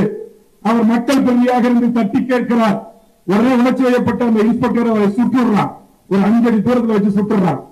எல்லாரும் சரி போலீஸை பேசினாங்க, சுட்டுட்டாங்கன்னு பொண்ணை போட்டு போயிட்டாங்க. அந்த உடல்ல எடுத்து போய் நானும் ஒரு தம்பி முருகனும் எங்க வீட்டுல பயிற்சி வாசல் வீட்டுல பயிற்சி வச்சிருந்து சுப்ரீம் கோர்ட்ல வழக்கு போட்டு இந்திய தடயல் துறை அறிஞர் டாக்டர் சந்திரசேகர அதுக்கு நியமிச்சு அந்த உடலை பல ஆண்டுகள் கழித்து அதை எடுத்து ரீபோஸ்ட்மார்டம் பண்ணி அதை கட்டி வீரப்பன் வழக்கில் டபுள் ப்ரமோஷன்ல SP ஆயிட்டார். அந்த மனுஷன் SP ஆன ஒரு SPயை நீதிமன்ற வழக்கின் கூண்டிலே ஏறி நிறுத்தி தொடர்ந்து வழக்கை நடத்தி இந்திய வரலாற்றில் அந்த SP இருந்த ஒருவனுக்கும் பிற்காலத்தில் DSP இருந்தவனுக்கும் ஆயுள் தண்டனை வாங்கி கொடுத்த வேல்முருகன் என்பது உங்களுக்கு தெரியாதா? உங்களுக்கு தெரியாது. இதெல்லாம் வரலாற்று பக்கத்தில் இருக்கு, போய் தேடி பாருங்க. அன்றைக்கு கீழ் பிராஞ்ச் அதிகாரியா இருந்த ராமானந்தம் DIG SP, அன்னைக்கு DIG இருந்த திலகவதி போய் கேட்டு பாருங்க. அலெக்சாண்டர் போய் கேட்டு பாருங்க, ராமானந்தம் போய் கேட்டு பாருங்க, திலகவதியை போய் கேட்டு பாருங்க, ஒரே ஐஜியாக இருந்த துறையை போய் கேட்டு பாருங்க, இல்ல காஞ்சிபுரத்தை போய் கேட்டு பாருங்க. வேல்முருகன் யாரு, வேல்முருகன் வரலாறு என்னன்னு தெரியும். பாலாபிஷேகம் செய்வதற்கு தெரியாது, கட்டுவிட்டு வைக்கிறதுக்கு தெரியாது, 100 ரூபாய் டிக்கெட்டை 2000 ரூபாய் கொடுத்து எடுத்து போய் படம் பார்க்கறதுக்கு தெரியாது. அப்பா அம்மா சம்பாரிச்சு கஷ்டப்பட்டு வேர்வை சிந்தி உழைச்சி வச்சிருக்கிற உண்டியல் பணத்தை திருடி போய் கையில கற்பூரம் வலித்து ஆராத்தி எடுத்து கையில் நாளைக்கு செப்டிக் ஊசி போற அந்த தாய் கிட்ட போய் ஏந்திர உங்களுக்கு தெரியாதுனா தலைவர்களுக்கு தெரியாது. தலைவர்களை பற்றி தலைவர்களுக்கு தான் தெரியும். தலைவர்களை பற்றி மெய்கட்சா என்ன வேணாலும் பேசலாமா? இந்த கூட்டத்தின் வாயிலாக தமிழ்நாடு அரசுக்கும் முதலமைச்சருக்கும் நாட்டுடைய காவல்துறை சட்ட ஒழுங்கு இயக்குநருக்கும் உளவுத்துறை தலைவருக்கும் வேண்டுகோள் வைக்கிறேன். கண்ணியத்தோடு பேச வேண்டிய பத்திரிகையாளர்கள், யூடியூபர்கள், ரசிக பிஞ்சுகள் கண்ணிய மீறினால் மீண்டும் 1980 தமிழ்நாடு விடுதலை படை உருவாக்கிய மேல்முறையாகி நானே உருவாக்குவேன். மயிலுக்கு சமம் மானத்தை இருந்து இந்த மயில் பயிலுக்கு தேவையில்லை என்று பல கூட்டங்களில் பேசியவர். தமிழ் எப்ப வந்துச்சு? தமிழ் 2001 பிறகு வந்துச்சு. 2001 முன்னாடி வேல்முருகன் யார்? வேல்முருகன் யார்? உலக மக்களால் போற்றப்படுகின்ற உலக தமிழை ஒத்தவர்களை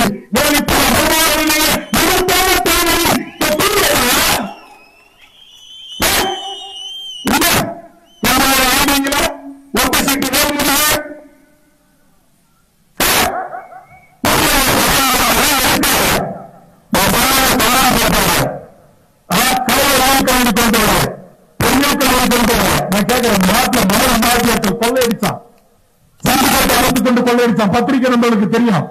மாவட்டத்தை தாண்டி எவனும் வேலை பார்க்க முடியாது. 10,000 ரூபாய் அதிகபட்சமா அந்த மணல் குவாரிகளை அரசுடைமையாக்கி அந்த வருமானத்தை கல்விக்கு செலவிட வேண்டும் என்று இந்த நாட்டுடைய அம்மையார் ஜெயலலிதாவிடத்தில் வாதாடி சட்ட திருத்தம் கொண்டு வந்து அந்த மணல் மாபியாக்கள் தொடர்ந்து என்னை கொலை செய்ய எத்தனையோ வழிகள் முயற்சித்த போதும் என் மயிரை கூட புடுங்க முடியாமல் அதை தடை சட்டம் கொண்டு வந்தவர் வேல்முருகன். வரலாறுங்க, வரலாறு. தமிழ்நாட்டில் லாட்டரி இருந்துச்சு. இந்த மாதிரி டீ கடை பண்ற, ஓட்டல வேலை செய்யற, வேலை உழைக்கிற மக்கள், தாய்மார்கள், இளைஞர்கள் அந்த லாட்டரிக்கு அருமையா இருந்தான். இந்த லாட்டரி சீட்டை வாங்கி 100 ரூபாய் 200 ரூபாய் சம்பாதிச்சு லாட்டரி வித்துட்டு சுரண்டிட்டு வீட்டுக்கு போய் வெறுங்கையா நின்னான். அப்படிப்பட்ட லாட்டரி தடை சட்டத்தை இந்த தமிழ்நாட்டின் சட்டமன்றத்தில் தொடர்ந்து அம்மையார் ஜெயலலிதாவிடம் வாதாடி போராடி பல போராட்டங்களை நடத்தி நாம் கொண்டு வந்த சட்ட திருத்த மசோதாவின் மூலமாக என் தாய்மார்களின் வலிகளை, வேதனைகளை, தாலி அறுப்புகளை, குடும்ப சீரழிவுகளை சட்டமன்றத்தில் 20 நிமிடம் அம்மையார் ஜெயலலிதாவோடு வாதிட்டு நீங்களும் ஒரு பெண், இத்தனை பெண்களின் தாலி அறுக்கிற இந்த நாட்டைக்கு தலைச்சட்டம் கொண்டு வாருங்கள் அம்மா என்று அவர்களை பேசி கனிய வைத்து ஒட்டுமொத்த சட்டமன்றமே கண்ணீர் துளிகளை விட செய்து நாட்டில் தடை சட்டம் கொண்டு வந்தவன் வேல்முருகன் என்பது எத்தனை பேர்கள் கடைசியில குஞ்சிக்கலாம். இன்னைக்கு அந்த நாட்டுக்கு அதிபராக இருக்கிற ஒருத்தவர் திமுக ஆட்சியில் 1000 கோடி நன்கொடை கொடுத்தார். நன்கொடையை வாங்கி நாட்டு சரகத்தை கொண்டு வர முயற்சித்தாங்க. என்னை கூட்டி சில அரசு அதிகாரிகள் ஆலோசனை செஞ்சார். என் உயிரே போனாலும் மீண்டும் நாட்டின் சட்டத்தை அமல்படுத்த அனுமதிக்க மாட்டேன்னு சொன்னேன். அதனால மாட்டின் கும்பலுக்கு வந்து இன்னைக்கு உங்க கட்சிக்கு பொதுச் செயலாளர், தேர்தல் ஈக பொதுச் செயலாளர் யாரு? கணக்கு போட்டு பாருங்க, கணக்கு போட்டு பாருங்க. எது எதோட கணக்கு அவங்களுக்கு தெரியுதா? இருக்கு, ரசிக குழுவி இருக்காங்க, யூடியூபர்ஸ், டேலண்ட் யூடியூபர்ஸ் இருக்கிறான். நீங்க பேச வைப்பீங்க, நாங்க பேச மாட்டோம். பேசாமல் பேச வைப்பான் பிரபாகரன், பேசாமல் பேச வைப்பான் பிரபாகரன் என்ற மகத்தான என் தமிழக தேசிய தலைவரை நான் குழந்தை பருவத்திலிருந்து நேசித்து நேசித்து அந்த அற நெறிகளின் ஒழுக்க நெறிகளின் ஒரு உயிர் போகிறது என்று சொன்னார். அது என் மக்களுக்காக போக வேண்டும் என்கிற உயரிய கொள்கையோடு அரசியல் களத்துக்கு வந்தவன். தேர்தல் அரசியலில் பதவி அரசியலுக்காக வந்தவன் அல்ல. இந்த கூட்டு பொறியியல் இதெல்லாம் எனக்கு கவலையே இல்லை ராசா. என் கட்சியினுடைய மாநில தலைமை குழு, செயற்குழு, பொதுக்குழு இருக்கிற எல்லா நிர்வாகிகளுக்கும் தெரியும். நீ தேர்தல் அரசியலே வேண்டாம், எல்லாத்தையும் ஒதுக்கி வச்சுக்கிட்டு பழைய அரசியலை கொஞ்சம் கையில எடுத்துத்தான் கொஞ்சம் இவர்கள் எல்லாம் கட்டுப்படுத்தணும், மட்டுப்படுத்தணும், பிடிக்க வேண்டியவர்களை பிடிக்கணும் அப்படின்னா அதற்கும் தயார் என்கிற நிலையோடுதான் அரசியல் களத்திருக்கிறார். எதை இவங்க வந்து பிரச்சாரம் பண்ணுவாங்களா? இவங்க ரசிகர்கள் எல்லாம் வந்து ஓட்டு போடக்கூடாதுன்னு சொல்லிடுவாங்களா? 3 முறை ஓட்டு போட்ட மக்கள் ஓட்டு போடாம விட்டுருவாங்களா? நான் ஓட்டுக்கானவன் அல்லப்பா, இந்த நாட்டுக்கான, நாட்டில் வாழ்கின்ற ஒரு தமிழ் குடி தாய்களுக்கானவன். ஒரு எஸ்பியை டிஸ்மிஸ் பண்றேன், ஒரு எஸ்பி ஆயுதத்தை வாங்கி தரேன், ஒரு நாட்டுடைய முதலமைச்சரை எதிர்க்கிறேன், ஜெயலலிதாவை எதிர்க்கிறேன், கலைஞரை எதிர்க்கிறேன், எடப்பாடியை எதிர்க்கிறேன், ஸ்டாலினை எதிர்க்கிறேன். 56 இன்ச்சு மார்பு கொண்ட நாட்டுடைய பிரதமர் யாரு? மோடி. அவர் அங்கிருந்து நேர சென்னை ஐஐடிக்கு அரசு விழாவுக்கு வராரு. இறங்கி விமானத்தில் தரவையா தான் போகணும். போனாரா தரவையா? போக விட்டனா? வேல்முருகன் தேர்வு செய்த இளைஞர் படை, தமிழர் படை விமான நிலையத்திற்கு உள்ளே இறக்கி அவருடைய விமானம் பேக்கப்பாக இடத்தில் கருப்பு பழுந்தலை விட்டு மோடி என்று திரும்ப செய்தவன் வேல்முருகன். வேல்முருகன் தம்பிகள் தான். நீங்களா எனக்கு எம்மாத்திரம் தான். நீங்களா மக்களை சந்திக்கணும், கருப்பு பட வேணும், பூனை பட வேணும், எலிப்பட வேணும், எந்த பட வேணும். இன்னைக்கு கூட லாட்ரி மாபியாக்களால், மணல் மாபியாக்களால் எனக்கு திரட்டு இருக்கு, நைட் திரட்டு இருக்குன்னு 30 வருஷமா எனக்கு ஆயுந்தாங்க போலீஸ். சென்னை உயர்நீதிமன்ற வழிகாட்டுகளோடு இங்க இருக்கிற நேர்மையான மூத்த அதிகாரிகள் எனக்கு வழங்கியிருக்காங்க. அதுவும் எம்எல்ஏ பதவி இருக்கும்போதுதான் வழங்குவாங்க, அப்புறம் எடுத்துப்பாங்க. ஆனா இதுக்கு முன்னாடி நான் பாதுகாப்பு தான் போனுங்க. நீங்க யாரோட யாருன்னு உங்களுக்கு தெரியாதா? ஒரு நடிகனுக்கு நாட்டில் பூனைப்படை வழங்குறாங்க, இசட் பிரிவு வழங்குறாங்க, ஒய் பிரிவு வழங்குறாங்கன்னு அமித்ஷா மோடி ஆசி இல்லாம வழங்குவாங்களா? நாங்க அவளுக்கு கேளுங்க தமிழர்கள். நீங்க உங்க பூனைப்படையோட வந்து பாதுகாப்பா உட்காந்துக்கிட்டு பாதுகாப்பா இருந்துகிட்டு நீங்க ட்வீட் போடுவீங்க, அறிக்கை விடுவீங்க. என்எல்சி போராட்டத்துக்கு வாங்க, பரந்தூருக்கு போனீங்க, அப்படியே வேன்ல ஏறி பேசிட்டு போட்டீங்க. Velmurugan 5000 police, 10 SP, 2 DIG, 1 IG, எல்லார் கண்ணிலையும் மண்ணை தூவிவிட்டு பரந்தூர் விமான நிலையத்தின் மக்கள் நடத்திய கள போராட்டத்திற்கு சென்று ஒரு நாள் போராட்டத்தில் ஈடுபட்டவன் வேல்முருகன். நீங்க வாங்க, வாங்க, ஹைட்ரோ கார்பனுக்கு வாங்க, மீத்தேனுக்கு வாங்க, வந்து நில்லுங்க, மக்களோட நில்லுங்க. சிஏ என்ஆர்சிக்கு வாங்க, கண்டிஷன் பெயில் போடுவான். கோர்ட்ல போய் கேடி முன்ன மாதிரி பிற்பாட்டு முடிச்சு வச்சோட நில்லுங்க கோர்ட்ல. மேஜிஸ்ட்ரேட் வேல்முருகன் வேல்முருகன் கூப்பிடுற வரைக்கும் நிற்பான். ஐயா, என் மக்களுக்காக போய் நிக்கிறேன், லஞ்சம் வாங்கிட்டு போய் நிக்கிறேன், மணல் திருக்கிட்டு போய் நிக்கிறேன், நாட்டை விட்டுட்டு போய் நிக்கிறேன். கேவலம் காரை வாங்கிட்டு காசு கட்டாம கோர்ட்ல போய் மனு போடுறதா? மனு போடுங்க. நீங்க 200 கோடி 300 கோடிக்கு யோக்கியவானுங்க நாட்டை திருத்த போகிற மாற்று அரசியலை கொடுக்க போகிறோம் சொல்றீங்களா? நீங்க வாங்கல் சினிமாவில் நடித்த இத்தனை ஆண்டு காலம் நீங்கள் வாங்கி ₹1 கூட கருப்பு பணம் இல்லை என்று எந்த நடிகனாவது வேல்முருகனோடு நேருக்கு நேர் விவாதிப்பதற்கு தயாரா? தயாரா?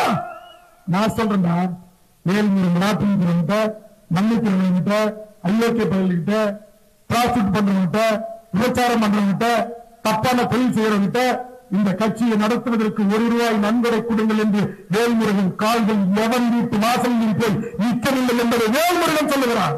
நீங்க சொல்ல முடியுமா? இன்னைக்கு உங்களுக்கு நிதி எங்கிருந்து வந்து நாங்க சொல்லட்டுமா? இருக்கு. நீங்கள் வரப்போகுது. நீ கூட எங்க கல்பனை எங்க பாலாலாம் பேச கேட்டாங்க. நாளாம நீங்க எல்லாம் பேசாதீங்க. அப்புறம் உங்களை நாய் பேயெல்லாம் தரக்குறையா பேசுவா, நீங்களாம் தாங்கிக்க முடியாது. தந்தை பெரியார் கூட பல்வேறு மாற்று கருத்துக்களை முன்வைத்த போய் செருப்பால் அடிச்சான், சாணியால் அடிச்சான், மனித மரத்தை கலந்த ஒரு மூஞ்சில ஊத்தனா. அந்த மகத்தான தலைவன் வெண்டாடி வேந்தன் கடைசி மூச்சு வரை இந்த சமூக மாற்றத்திற்கு போராடி மகிழ்ந்தார். 94 வயது வரும் தந்தை பெரியார். பிடல் காஸ்ட்ரோ, சே குவாரா, என் தமிழக தேசிய தலைவன். இன்றைக்கும் அந்த மண்ணில் கருங்காலிகள் காட்டிக் கொடுக்கிற கூட்டம் அந்த தலைவனை இயற்றி பேசலாம், திட்டி பேசலாம். ஆனால் போற்ற வேண்டியவர்கள், பாராட்ட வேண்டியவர்கள், அங்கீகரிக்க வேண்டியவர்கள் மக்கள் அங்கீகரித்தார்கள். இன்னைக்கு உலக தமிழகத்தின் ஒற்றை முகவரியாக இருக்கிறார். வேல்முருகன் யாருக்கு உதவி செஞ்சுட்டான்னு கேட்கிறான். வேல்முருகன் நான் உதவி செஞ்சா நேரா என்று சொல்ல மாட்டாங்க. ஏன்னா அவர்கள் பண்பட்டவர்கள். அவர்களை அப்படி விளம்பரப்படுத்தி தான் நான் செய்வது தெரிய வேண்டும் என்கிற அவசியம் இல்லாமல் இருக்கிறேன். உதாரணமா ஒரு சில ஆண்டுகளை சொல்லட்டுமா? இப்ப ஜாஃபர் அலி புதுக்கோட்டையில் ஒரு இஸ்லாமியன் கனிம கொள்ளைக்கு எதிராக போராடினார். ஆதாரங்களை அரசு இயந்திரங்களிடம் தந்தது, நடவடிக்கை எடுக்கவில்லை. அந்த கனிம கொள்ளையர்கள் கொன்னா. நான் நேரா போய் அந்த வீட்டில் இறந்துட்டார். 2 பெண் பிள்ளைகள் படிக்கிறாங்க. படிப்பை தொடர்வது சிரமம்னு என்னுடைய நிர்வாகிகள் சொன்னாங்க. நான் போய் ஒரு தொலைக்காட்சி ஒரு யூடியூபரை கூட்டு போகாம உங்கள் படிப்பு செலவை நான் முழுவதாக ஏற்றுக்கொள்கிறேன் என்று 1 லட்சம் ரூபாய் அந்த நேரத்தில் கொடுத்த போக்குவரத்து பாரு. பூரண மதுவிலக்கு போராடினான் சசி பெருமாள். டவர்ல ஏறி செத்து போயிட்டார். அவருடைய குழந்தை செல்வங்கள் அவர் இறக்கு பிறகு படிப்பதற்கும் உணவுக்கும் தத்தளித்தார்கள். அதனால் தெரியாம போய் 1 லட்சம் ரூபாய் கொடுத்து இன்னைக்கும் அந்த குடும்பத்திற்கான உதவியை நான் செய்கிறேன் என்று 1 லட்சம் ரூபாய் கொடுத்தவர்கள். ஒரு அறிஞர் பெண் ஈரோடு அருகே விடுதலை தமிழ்ப்புலிகளின் கட்சியின் தலைவர் நாகை திருவள்ளுவன் அழைத்துச் சென்றார். பள்ளியில் படித்த ஒரு பெண்ணை சில காம வெறியர்கள் சிதைத்து சின்னாப்பின்னம் ஆக்கினார்கள். இனி அந்த குடும்பம் உயிரோடு இருப்பதை அவமானம் என்று கருதினார்கள். அந்த குடும்பத்துக்கு 1 லட்சம் ரூபாய் கொடுத்து நான் இருக்கிறேன், கவலைப்படாதீர்கள், படிப்பை தொடருங்கள் என்று மருத்துவ செலவை ஏற்றுக்கொள்கிறேன் என்று செய்தேன். திருவண்ணாமலையில் ஒரு விவசாயி டிராக்டர் லோன் வாங்கியிருந்தார். லோன் கட்டவில்லை என்று டிராக்டருடைய பேங்க்ல வந்து டிராக்டர் சீஸ் பண்ணி எடுத்து போயிட்டான். அவன் அடித்தான், அவமானப்படுத்தினான். அவர் மானத்தன்மையை தற்கொலை செய்து கொண்டார். அவருடைய குழந்தை செல்வங்கள் படிப்பதற்கு ஞாதி இல்லாத போது அந்த தாயை அழைத்து அந்த பெண்களை படிப்பதற்கு 1 லட்சம் ரூபாய். இப்படி தமிழ்நாடு முழுவதும் எத்தனை பேர் தமிழ்நாட்டில் எந்தெந்த கல்லூரியில் டாக்டர் படிக்கிறாங்க, எழுதி படிக்கிறாங்க, பிஇ படிச்சுட்டாங்க. அமெரிக்காவுக்கு போனோம், பட்னாவுக்கு. நான் போனது 1 நாள் தமிழ்ச்சங்க விழாவுக்கு. அங்கு எல்லா மாநிலங்களுக்கும் என்னை 1 மாதம் அழைத்து சென்றார்கள். என்னால் படிக்க வைக்கப்பட்டவர்கள் இன்றைக்கு அமெரிக்காவில் மிக உயர்ந்த பதவிகளில் இருக்கிறார். ஆயிரக்கணக்கில் இருக்கிறார், 100கணக்கில் இருக்கிறார். அங்கெல்லாம் மைக்கு நீட்டி நாங்க தான் படிக்க வைக்கிறோம், நாங்க தான் நிதி கொடுக்கிறோம், இவங்களை பார்க்கறதுக்காகத்தான் நாங்க படிச்சோம். வேண்டாம், அவங்க அப்பா அம்மா ஆத்தா அண்ணன் தம்பி கஷ்டப்பட்டு டூவில் விட்டு போய்விட்டு ஆட்டோவில் விட்டு போய்விட்டு ராப்பகலா கூட உட்காந்து அவங்க டீ போட்டு கொடுத்து காப்பி போட்டு இந்த தாய்மார்கள் கண்ணு வச்சு தான் 1 வயசு பிள்ளைய பெத்த பிள்ளைய பக்கத்துல இருந்து பாதுகாத்து படிக்க வச்சு அது சொந்த முயற்சியில 10வது 12வது முதல் மதிப்பெண் வந்தா அவங்களை மட்டும் கூட்டு வந்து டிவிக்கு முன்னாடி நிறுத்தி நாங்க இவரை பாக்குறதுக்காக தான் படிச்சோம். இது அவமானப்படுத்துவது இல்லையா? 10 மாதம் வயிற்றுல சுமந்து பெற்று கடந்த உடனே வாங்கி படிக்க வச்ச அந்த தாய்மார்களை நீங்க கொடுக்கிற அந்த அற்ப தொகைக்காக அந்த பரிசுக்காக அவர்களை அவமானப்படுத்தாதீர்கள் என்று சொன்ன வேல்முருகன் பெண்களை திட்டிவிட்டார், மாணவர்களை திட்டிவிட்டார். நான் கேட்கிறேன், எத்தனை அரசாங்க பள்ளிகள்ல ஆசிரியர் பெருமக்கள், அரசு ஆசிரியர் பெருமக்கள் இன்னும் டாக்டர் அமைப்புகள் போராடிட்டு இருக்கா, எங்களுக்கு பழைய பென்ஷன் திட்டத்தை கொடுங்கன்னு அதையெல்லாம் ஒதுக்கி வச்சுட்டு இன்னைக்கு தமிழ்நாடு முழுக்க அரசு பள்ளிகளும் தனியார் உதவி பெறும் பள்ளிகளும் தனியார் பள்ளிகளும் ஆசிரியர்கள் எஃபோர்ட் எடுத்து எப்படி தமிழ் சமூகத்தின் பிள்ளை செல்வங்களை படிக்க வைத்து இன்றைக்கு முதல் மாணவனாக இன்றைக்கு உருவாக்கியவர்களை கொண்டு வந்து நிறுத்தி அந்த பரிசை பெற்ற பிறகு அந்த ஆசிரியர்களுடைய அத்தனை அர்ப்பணிப்பையும் அத்தனை தியாகத்தையும் இன்றைக்கு கூட்டி துப்பையில போடுற மாதிரி பண்ணிட்டு சினிமாக்காரன் பரிசு கொடுத்தா மட்டும் பேசு பெறலா மாற்றுகிற இந்த வெக்கங்கட்ட ஊடகங்களை பத்திரிகை வரலாறு நீங்க விஜயகாந்த் கேப்டன் விஜயகாந்த் கரெக்டா திட்டினாரு, கரெக்டா திட்டினாரு. எந்த உலகத்துல வாழ்றீங்க? அவன் கொடுக்குற அந்த காசு, அந்த ப்ரமோஷன், அந்த மாசத்துக்கு 3 லட்சம் ரூபாய் சில யூடியூப் நியூஸி ஊழியம் என்று சொல்லக்கூடிய பத்திரிகை அவங்களால இந்த இவ்வளவு மோசமான வேலையை செய்யல. நாம் அந்த யூடியூபர் இந்த விளைவாகக்கூடியவர்கள் அப்ப அந்த பெற்றோர்களின் தியாகம் என்ன ஆகிறது? நான் கேட்கிறேன், படிக்கவே வசதி இல்லாத ஏழை கிராமப்புறத்துல கஞ்சிக்கே வழியில கூலிக்கே வழியில்லாத உடைக்கே வழியில்லாத ஆயிரக்கணக்கான பிள்ளைகளை இனம் கொண்டு படிக்க வைக்கிறோம்டா. வேலூர் யூனிட்டி கேம்பஸ்ல நான் படிக்க வைக்கிற பசங்க பட்டியல் தரட்டா? SRM பச்சைமுத்த போய் கேளுங்க, வேல்முருகன் எத்தனை பேரை படிக்க வைக்கிறான்னு சொல்லுவார். Ramachandra medical college, PSG, Loyola, நான் கொண்டு வந்து வெளியுடைய இன்ஜினியரிங் கல்லூரி, இன்னைக்கு சட்டமன்றத்தில் மாவட்டத்துக்கு ஒரு மருத்துவக் கல்லூரி போய் ஒரு பொறியியல் கல்லூரி மாதிரி ஒரு தொகுதிக்கு ஒரு கலைய கல்லூரி இன்னைக்கு நான் கொண்டு வந்து இந்த ஆண்டு நூற்றுக்கணக்கான மாணவர்கள் என் தொகுதியில் கலையறிவியல் கல்லூரி கிடைக்கிறாங்க. அந்த அரசாங்க கட்டணம் கட்ட முடியாத ஏழைகள் கட்சி சாதி பார்க்காமல் யாராக இருந்தாலும் வாருங்கள், நாம் கட்டி படிக்க வைக்கிறோம் என்று அறிவித்து இன்றைக்கு படிக்க வைக்கிறோமா இல்லையா? எந்த டிவி பண்ணி காமிச்சேன், எந்த ஷூட்டிங் பண்ண, எந்த பிராந்தாஸ் கிஷோர் வந்து எனக்கு தேர்வு காமிச்சு கொடுத்தாரு? வேண்டாம், சொல்லுங்க சொல்லுங்க. நீங்க தமிழ்நாட்டு முதலமைச்சர் வந்து அம்மையார் எத்தனை பேரை படிக்க வச்சாங்க, உதவி பண்ணாங்க? பிறந்தவர் கல்வி கண்டிருந்த காமராஜர் எத்தனை ஆயிரம் பேரை படிக்க வச்சாரு? காமராஜர் நீங்களும் ஒன்னா கேள்வி கேட்டா நீங்க சொன்னீங்களா காமராஜர் பத்தி பேசாதீங்க அப்படின்னு? 2026 பத்தி பேசாதீங்கன்னு இதைத்தானே நானும் சொன்னேன். நாங்க 10 ஆண்டுக்கு மக்களுக்காக உழைங்க, மக்களுக்காக போராடுங்க, மக்களோட மக்களோட நில்லுங்க. நம்ம நாட்டுல எல்லாரும் அரசியல் கட்சி தொடங்குவதற்கும் வருவதற்கும் உரிமை இருக்குது. நீங்கள் ஒரு தமிழ நாலாயிரமா வாங்க அப்படின்னு தானே சொன்னேன். அதை விட்டுட்டு 5ஆம் நூற்றாண்டுல விட்டு பேச வருது, அணில் குஞ்சுகளை விட்டு பேச வைக்கிறது இருக்குடா. எந்த அணில் குஞ்சு எந்த யூடியூபர் வேல்முருகனை ஒருமுறை பேசுறீங்களோ எல்லாவற்றையும் எடுத்து வச்சிருக்கிறோம், கணக்கு தீர்க்கப்படும், கண்டிப்பா கட்டிக்கப்படும், கவலையே படாதீங்க. நான் மற்ற அரசியல்வாதிகள் மாரி ஏதோ நாலு பேருங்க பேசுது அப்படின்னு தொடச்சு போட்டு போற ஆள் இல்ல. யார எங்க எப்படி எப்படி எப்படி அடிச்சா எப்படி விழுவா அப்படின்ற கலையை 45 ஆண்டு காலமாக புரிந்தவன். அதனால என்ன நினைச்சுக்கிட்டான், ஒரு யூடியூப்ல உட்காந்துட்டு பத்திரிகையாளர் மடக்கி மடக்கி கேள்வி கேட்டானா அவன் பத்திரிகையாளர், அவன் மஞ்ச பத்திரிகையாளர், அவன் அந்த தொழிலை செய்யறதுக்கு அவன் உட்காந்து அந்த பத்திரிகை முதலாளர் அனுப்பப்பட்டவன். எனக்கு முறையா கேள்வி கேள்வி, அப்பதான் வியூவர்ஸ் அதிகமா வருவாங்க, அப்பதான் யூடியூப்ஸ் நமக்கு பணம் தருவாங்க அப்படின்னு அனுப்பப்பட்டவன். ஆனா இன்னைக்கு தமிழ்நாட்டில் இருக்கிற மெயின் ஸ்ட்ரீம் ஊடகங்கள் எவனாச்சும் அந்த பத்தி அந்த பத்திரிகையோட எடிட்டோரியல் இந்த பத்திரிகை ஆசிரியர்கள் பேசிருக்கானா? ஏன் பேச மாட்டான்? அவனுக்கு தெரியும் நான் கடமை அந்த பாதை அவர்களுக்கு தெரியும். தமிழ்நாட்டின் மூத்த பத்திரிகையாளர்களாக இருக்கின்ற அத்தனை பத்திரிகையாளர்களுக்கு தெரியும். ஒரே ஒரு பத்திரிகையாளர், உண்மையான பத்திரிகையாளர், உண்மையான ஜெர்னலிசம் படிச்சவன். இது தமிழ்நாட்டோட மிகப்பெரிய பத்திரிகை இந்து. எல்லாத்தையும் ஒரு வார்த்தை எழுதுகிறாங்களா? நீ பெரிய பத்திரிகை பெரிய தலைமுறை என்னாச்சும் பத்திரிகை எடிட்டோரியல் கண்டனம் தெரிவிச்சிருக்காங்களா? நியூஸ் 18 கண்டனம் தெரிவிச்சிருக்கா? நியூஸ் 7 தெரிவிச்சிருக்கா? நியூஸ் தமிழ் தெரிவிச்சிருக்கா? சன் நியூஸ் குலசேகர் தெரிவிச்சிருக்காரா? டிவி எதிரணிதான் தெரிவிச்சிருக்கா? ஏன் அங்கு இருக்கிறவெல்லாம் உண்மையான பத்திரிகையாளர்கள், இந்த மந்த பத்திரிகையாளர்கள் கிடையாது. யூனிவர்சிட்டிக்காக அரைகுறை ஆடையோட பேட்டி இருக்கிற பத்திரிகையாளர்கள் கிடையாது. பேச உடனே பேசத்துக்கு நாக்கு இருக்காது, பேசத்துக்கு வாயு இருக்காது என்கிற ஒரு நிலையை உருவாக்கலாம். நேரங்காலம் வரும், நாங்க பார்க்காத வழக்கே இல்லடா. இந்த மக்களுக்காக தான் அத்தனை வழக்கையும் சந்திச்சிருக்க. நீங்க என்னையே ஒரு மாற்று கருத்தை, ஒரு சீர்திருத்தத்துக்கு, ஒரு சமூக சீரழிவுக்கு எதிராக நான் 1.25 மணி நேரம் பேசுறதை எடுத்து அந்த ஆதங்கத்தின் அடிப்படையில் கோபத்தின் அடிப்படையில் பேசியதை எதோட பொருத்தம் செய்து நீங்களாவே கற்பனை செய்து கொண்டு நீங்க பேசுறீங்க. உடனே வேல்முருகன் மாற்றி பேசுகிறார், அடித்த அடி அப்படியா? ஏண்டா வேல்முருகன் அன்னைக்கும் சொல்றேன் இன்னைக்கும் சொல்றேன், நான் பேசிய பேச்சு இந்த சமூக மாற்றத்திற்கான பேசி, இந்த சமூகத்தின் சீரழிவை கண்டிப்பதற்கான பேச்சு.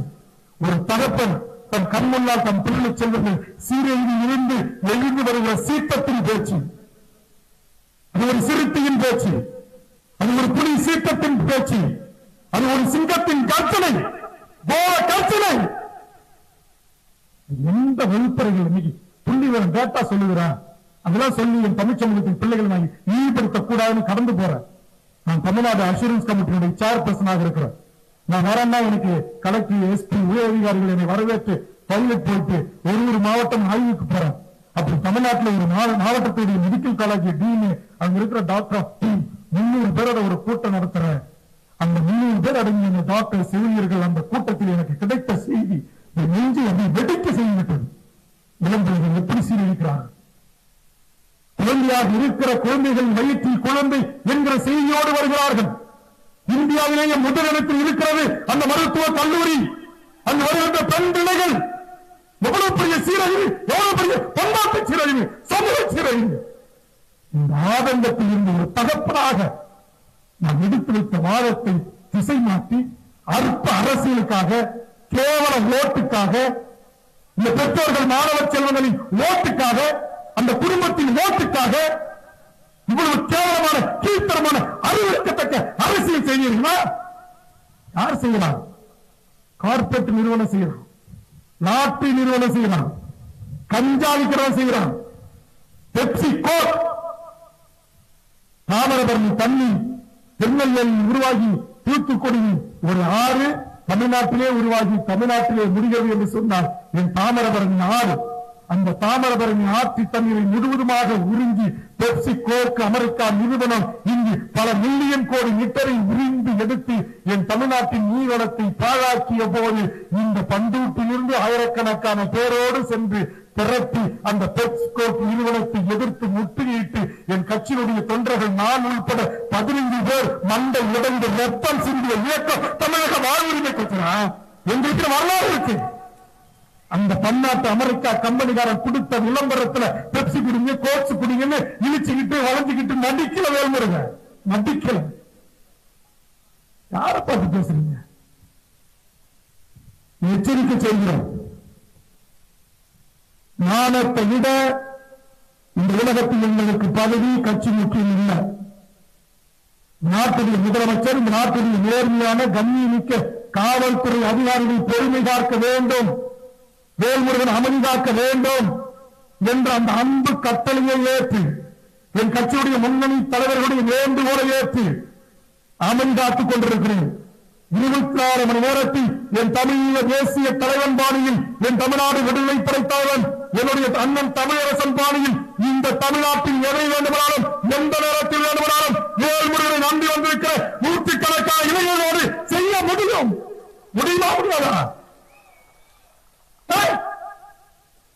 அதிகாரம் பூசி நடிகர்களா? வேல்முருகன் ஒரு படத்தில் நடிச்சிட்டார். அது நான் ரத்தம் என்று மதித்து செந்தமிழின் சீமா ஒரே ஒரு ஆங்கில வார்த்தை கலப்பில்லாமல், ஒரே ஒரு ஆபாசம் இல்லாமல், ஒரே ஒரு கட்டிப்பிடி சீன் இல்லாமல், தொப்புளிலே ஆம்பளைக்கு போடாமல், இரட்டை வசனம் இல்லாமல் ஒரு படத்தை நான் தயாரிக்க போகிறேன். ரத்தம் நீங்கள் நடித்துக் கொடுக்க வேண்டும் என்றார். ₹1 காசு இல்லாமல் ஒரு தமிழ் ஆசிரியனாக, அதுவும் என் தமிழரசன் என்கிற தமிழ் ஆசானை பெயரை கொண்டு அந்த படத்தை நான் நடித்தேன். பாவனை நடிச்சிருக்கா கதாநாயகி, பல சினிமா கதாநாயகர்கள் நடிச்சிருக்காங்க. கட்டி பிடிச்சு உருண்டமா? கட்டிகள் எதுக்கு? சாதிக்கத்தானே. பாட்டு பண்ணுங்க, நானு பாட்டு பண்ணுங்க. எப்படி எப்படி சமநிலை எப்படி பாட்டு பண்ணுவேன் நானு? என் பெண்மை இறந்த ஒரு பெண் தாய், அவன் பருவ நோய்களை கூட எப்படி எப்படி சமஞ்சது எப்படி பாட்டு போட்டு பணம் பண்ணுகிற ஈனப்பிறவைகள் அல்லவா வேல்முருகன் தம்பிகளும் நாங்களும். 40 ஆண்டு காலம் இந்த ஈனப்பிறவைகளுடைய நடவடிக்கைகளை கண்டிக்கிறேன், இந்த அசிங்கத்தை எதிர்க்கிறேன். சினிமா மோகத்தால் கட்டுண்டு கிடக்கிற இளைய தலைமுறையை சீர்படுத்துவதற்காக அந்த சரங்கு சொறி சீழ் பிடித்த அந்த அநாகரிகத்தை கிழித்துதான் இந்த சீழை வெளியேற்ற முடியும், இந்த கட்டி அகற்ற முடியும். மருத்துவ ஒரு கட்டி ஏற்பட்டிருக்கு, வயிற்றுல சீழு சதைமா நாரி போய் கிடக்குது, அந்த கத்தியை வச்சு அறுத்து எடுத்தாதான் அந்த உயிரை காப்பாற்ற முடியும். அப்படித்தான் நான் சொன்னேன். இந்த சினிமா அவலங்களை குறித்து சொன்னேன், இந்த டிக்டாக் குறித்து சொன்னேன், இந்த இரட்டை வசன பாட்டை குறித்து சொன்னேன். அடுத்து சொல்லிட்டு 2வது சொல்லியிருக்கேன், என்றைக்காவது என் இளைய தலைமுறை உங்கள் அப்பா அம்மா பிறந்த நாளுக்கோ அல்ல உங்கள் பிறந்த நாளுக்கோ அவர்களை நான் நல்லா இருக்கணும் வாழ்த்துங்க என்று சொந்த பெற்று வளர்த்து ஆளாக்கிய தாய் தந்தையர் காலை தொட்டு வணங்கியிருக்கிறீர்களா? ஏன் சினிமாக்காரன் காலை தொட்டு வணங்குகிறீர்கள் என்று கேட்டேன். அவனுக்கு ஏன் பாலபிஷேகம் என்று கேட்டேன். அவனுக்கு ஏன் கட்ட உண்டு என்று கேட்டேன். அவன் தர 100 நாள் ஓடினால் அவன் BMW காரில் வருவான், அவன் ஈசியாவில் பங்களா வாங்குவான். உனக்கு என்ன கிடைக்கும்? ஒரு ₹100 டிக்கெட்டை ₹2000 கொடுத்து வாங்குகிறீர்களே, நீங்கள் வாழ்வதற்கு அவன் எந்த வழிகாட்டி இருக்கிறான் என்று கேட்டேன். ஏன் ஒளிபரப்புல அடுத்த கேள்வி வச்சிருக்கிறோம், ஏன் காட்டுல மனுஷன் சாப்பிடுறையா? பெற்றோர்களாக இருந்து பார்க்கிற பெரியவர்கள் உங்களை பார்த்து கேட்கிறது, மண் இந்த சாக்கில கிடக்கிற மண்ணுல சோற போட்டு சாப்பிட்டா இந்த குடலுக்கு ஆபத்து ஏற்படுமா ஏற்படாதா? நெஞ்சுக்கு பாதிப்பு ஏற்படுமா ஏற்படாதா? இதை செய்யாதுன்னு சொன்னா ஏழ்முறையர் பெண்களின் எதிரியா? பெற்றோர்களின் எதிரியா? நீங்க எப்படி வேண்டுமானாலும் கொண்டாடலாம். உங்களுக்கு எப்படி நான் கேட்டேன், நான் குஷ்பு கேட்டா கோயில் கட்டி கேட்டனா இல்லையா? குஷ்பு யாரா? என் வரலாறு தெரியுமா? அந்த அம்மா வந்து ஒரு வார்த்தை விட்டா, என்ன விட்டா? தமிழ்நாட்டில் வாழ்கின்ற எந்த பெண்களுக்கும் கற்பு நோய் இல்ல, அப்படி கற்பா ஒண்ணும் கிடையாது. தமிழ்ச்சிகளுக்கு எல்லாரும் கல்யாணம் ஆகிறதுக்கு முன்னாடி எல்லாம் கற்பை இழந்தவான்னு சொன்னா, தமிழ்நாட்டில் ஒரு கட்சி தலைவர் அதை குறித்து பேசல, ஒரு கட்சி தலைவர் அதை குறித்து கேள்வி எழுப்பல. அந்த குஷ்ப கிழிச்சு தொங்க விட்டு எல்லா நீதிமன்றத்தையும் வழக்க போட்டு தமிழ்நாட்டின் பல நீதிமன்றங்களுக்கு வேறு இரங்கல் வைத்தவர் அன்றைய பாட்டாளி மக்கள் கட்சி ஏழ்முறைகளாகி நான் தானே. எனக்கு எல்லாம் ஒண்ணுதான்டா, எனக்கு எல்லாம் ஒண்ணுதான். என் பண்பாட்டை, என் நாகரிகத்தை, என் தொன்மையை, என் வரலாற்றை, என் கலையை, என் கலாச்சாரத்தை சீரழிக்கிற எல்லா சினிமா கூத்தாடிகளையும் கேள்வி கேட்பேன். அது என் மக்கள் எனக்கு தீர்ப்பளிக்கிட்டான். இங்க பேசுறேன், நூற்றுக்கணக்கான பேர் யாரும் என் கட்சி உறுப்பினர் இல்ல, சாலையோர நிக்கிறாங்க. அப்படியே நான் பேசி முடிக்கிட்டோம், மைக்க நீட்டுற கருத்து சொல்லட்டும், ஏத்துக்கிறேன். இல்லைன்னா நீங்க தப்பா பேசுறீங்க, இதை நீங்க மாத்திக்கலாம். பொதுமக்கள் இருந்து வரட்டும், அவன் எனக்கு எஜமா, அவனா எனக்கு ஓட்டு போடுறான், அவனா இந்த மக்களுடைய குடிமகன். நீங்க யாரு? நீங்க தனிமனித ஒழுக்கம் இல்லாம நீங்க டாக்ஸ் கட்டுறீங்களா? நீங்க ஒழுங்கா நடிக்கிறீங்களா? நீங்க ஆடுற அசைக்கிற ஓட்டுக்கு இந்த பாடல் வரிகள் என்ன? நாடி மண்ணி வீட்டுல இல்ல, தரபோட யாரும் இல்ல. இந்த பாட்டை இருக்கிற தமிழ் சமூகம் ஆதரிக்கிறதா? தேர்தலி கோட்டையில் நின்று பார்க்கிற பெற்றோர்களா இருக்கிற நீங்க, உங்கள் பிள்ளை இன்னைக்கு இந்த உணவு 8ஆம் வகுப்பு பாஸ்ட் ஃபுட் இதெல்லாம் சாப்பிட்டு 8 வயசுல 9 வயசுல 10 வயசுல பெரிய பொண்ணு ஆயிருக்கு. தமிழுக்கு ஒரு மரபு இருக்கு. இருக்கிற தாய்மார்களை கேட்கிற நீங்க எல்லாம் விட்டு மைக்கில் பேச வச்சிருக்கீங்க. இன்னமும் என்னுடைய மாவட்டத்தில் நான் பிறந்த அந்நியர் சமூகம் உள்ளிட்ட மாவட்டத்தில் வாழ்கிற அனைத்து சமூக தாய்மார்களும் ஒரு பெண் 8 வயசுல 10 வயதுல ஒரு மூப்படைந்து விட்டால் சொந்த தகப்பின் மடியில் அவர் அனுமதிக்க வைத்தார். உண்மையா இல்லையா? இது நான் ஒரு தகப்பு நான் சொல்லக்கூடாதா? படுக்கறையில ஒன்னா படுக்க அனுமதிக்க மாட்டாங்க. நான் கேட்கிறேன், இப்ப சினிமாக்கார் ஒருத்தர் பரிசு கொடுத்தாரு, அவரை கட்டி பிடிச்சு கொடுத்து விவாதம் எழுப்புறீங்களோ, நாளைக்கு யாரோ இங்க உட்கார்ந்து இருக்கிற XRY யாரோ ஒரு தொழில் அதிபர் அவர் பரிசு கொடுக்கிறார், அவர் காயின் கொடுக்கிறார், அவர் சாலை போத்துறார், அவர் சாலை போட்டி காயின் கொடுத்து அவர் ஒரு பண்ணி கட்டி பிடிக்க பெற்றோர்கள் அனுமதிப்பீங்களா? அப்ப இந்த பாயிண்ட் என்ன? அது தொழிலதிபராக இருக்கலாம், பெற்றோர்களாக இருக்கலாம், XRY யாராக இருக்கலாம். ஒரு பெண் வயது மூப்படைந்த பிறகு 12ஆம் வகுப்பு 10வது டிகிரி படிக்கிற முதல் மாணவிகளை அழைத்து எந்த சினிமாக்காரர்களையும் கட்டி அமைப்பதற்கோ அல்லது என்னது பேர் வைக்க போறீங்க, இது எப்படி வைக்கிறாங்க? ஆட்சி வாங்கலாம் இது அனுமதிப்பீங்களா? இப்ப ASR நான் சொல்லுவேன், அவர் உழைச்சி சம்பாரிச்சு கடை வச்சிருக்கிறார். நாளைக்கு இங்க இருக்கிற இந்த மாவட்டம் இருக்கிற 4 பெண் பிள்ளைகள் பிளஸ் 2 முடிச்ச 16 வயசு பொண்ணுக்கு அவர் ஒரு 2 காயின் தரார், நான் 2 பரிசு தரேங்க, நான் ஒரு பொண்ணை கட்டி பிடிச்சு அர்ப்பணிக்கிறேங்க. இல்ல அந்த பொண்ணு சொல்லுங்க, நான் அவரை பிடிச்சி கட்டி பிடிச்சு முத்தம் கொடுக்குறேன்னா உட்காந்து அப்பா அம்மா செருப்பு எடுத்து அடிக்க போக மாட்டீங்களா? செருப்பால் அடிக்க மாட்டீங்களா? சொல்லுங்க, பொதுமக்கள் சொல்லுங்க, எப்படி அனுமதிப்பீங்க? அப்ப இதெல்லாம் அனுமதிக்க கூடாது. அப்படி என்று பெண்களுக்கு பெற்றோர்களுக்கு ஒரு அறிவுரை சொல்வதாக ஒரு கட்சி தலைவராக ஒரு 150 தமிழ் தேசிய அமைப்புகளை ஒருங்கிணைத்து கூட்டம் நடத்துவதாக தமிழ் தேசிய அமைப்புகள், பெரியார் இயக்கங்கள், முஸ்லீம் இயக்கங்கள், கிறிஸ்துவ அமைப்புகள் இவங்கெல்லாம் அறிவில்லாத தலைமை ஓட்டுக்கிட்டு பயணிக்கிறாங்களா? நீங்க யூடியூப்ல என்ன போட சொல்றீங்கன்னா தம்சப் போட சொல்றேன். என்ன எவ்வளவு அட்டயம் அக்கிரமம்! இந்த அநியாயத்தை, இந்த அக்கிரமத்தை எந்த கட்சி தலைவனும் கண்டிக்க மாட்டேன்றான், எந்த சினிமா கதாநாயகனும் சொல்ல மாட்டேன்றான். இது தப்பு, செய்யக்கூடாது அப்படின்னு நான் சொன்ன உடனே யூடியூப்ல பேசுறது, உடனே பேஸ்புக்ல எழுதுங்க, பேசுங்க. நாங்க சொல்லி பார்ப்போம், திருந்துங்கன்னு சொல்லுவோம். திருந்தல அப்படின்னா திருத்தப்படுகின்ற வரையும் சொல்லிக்கிட்டே இருக்கிறோம். அதற்காக அச்சப்படுகிற கூட்டம் இல்லை இந்த கூட்டம், பின்வாங்குற கூட்டம் இல்லை இந்த கூட்டம். சினிமா நடிகர்களை எல்லாம் பார்த்து பின்வாங்குற கூட்டம் தமிழர் வாழ்வுரிமை களத்தில் நிற்கிற கூட்டம் இல்லை என்று இந்த எச்சரிக்கையோடு பதிவு செய்கிறார். ஆக இல்ல விருதுநர் நூற்றுக்கணக்கான பட்டியல் அதையெல்லாம் பேச நேரம் இல்லை. நான் கூப்பிடுறேன். நான் பேசியதில் நீங்க சமூக சீரழியில, பண்பாட்டு சீரழிவு இல்ல, சீரியல் சீரழிவு இல்ல, நீங்க எல்லா தொலைக்காட்சியில் நடக்கிற சீரியலை பார்க்க முடியுதா? எவ்வளவு கேவலமான காட்சிகள், எவ்வளவு கேவலமான காட்சி அமைப்புகள், எவ்வளவு கேவலமான வசனங்கள். இதெல்லாம் யாரா கேட்குது? இதெல்லாம் சென்சார் இல்ல. ஓடிடியில் வெளியாடுறது அப்படியே மக்கள் பார்க்கணும். திரைப்படம்னால கொஞ்சம் சென்சார் இருக்கு. சென்ட்ரல் கவர்மெண்ட் கொஞ்சம் அறக்குறைய வெட்டி விடுறான். ஆனா இதுல என்ன இருக்கு? எதுவுமே இல்லை. அப்படி நேரா லைவ் போடலாம், நேரா ஒளிபரப்பு பண்ணலாம், நேரா ஷார்ட் பண்ணலாம், ரீல் பண்ணலாம்.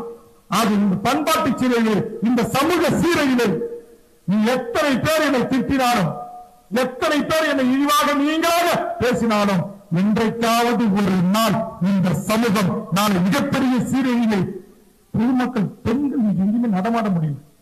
எங்க பார்த்தாலும் கஞ்சா குடிச்சு நிக்கிறான், எங்க பார்த்தாலும் போக, எங்க பார்த்தாலும் போக வாஸ்து மலையில போட்டுக்கிறான், கத்தால குத்துறான், நாட்டோட வழிபடல கத்தால குத்துறான், டீச்சரை கத்தால குத்துறான், பெற்றோர கத்தால குத்துறான், சொந்த ஆத்தால கத்தால குத்துறான், அம்மாவை கள்ளத்துக்கு போட்டு கொள்றான், அப்பனை கள்ளத்துக்கு போட்டு கொள்றான், கர்ப்பிணி தாயை கொள்றான். எவ்வளவு சீரழிவை நோக்கி போயிட்டு இருக்குது. இது குறித்து இந்த வேதனைகளை, இந்த வலிகளை நாம் எடுத்து பேசினால் மாணவர்களுக்கும் பெற்றோர்களுக்கும் வேல்முருகன் எதிரானவன் என்று முகமாற்றம் செய்கிற கார்பரேட் கைக்கூலிகளே, இந்த நாட்டில் நான் தடை சட்டம் கொண்டு வந்தேன்.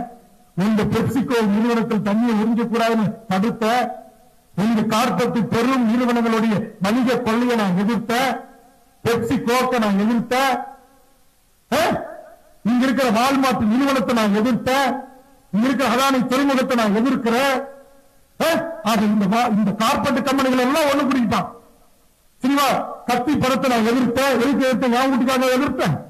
1.5 லட்சம் மக்களை கொண்டு குவித்த சிங்கள பௌத்த பேரியவாத அரசின் அதிபர் ராஜபக்சேவின் மகன் அவருடைய பங்குதாரர். அவன் தயாரிக்கிற இந்த படம் இந்த மண்ணில் ஓடக்கூடாது எதிர்த்த. இன்றைக்கு கமலஹாசன் உலக மொழிகளுக்கெல்லாம் தாய்மொழி தமிழ் என்று சொல்லிவிட்டார். அல்லது கன்னடம், கேரளா, தெலுங்கு தாய்மொழியிலிருந்து தோன்றியது என்று சொல்லிவிட்டார்.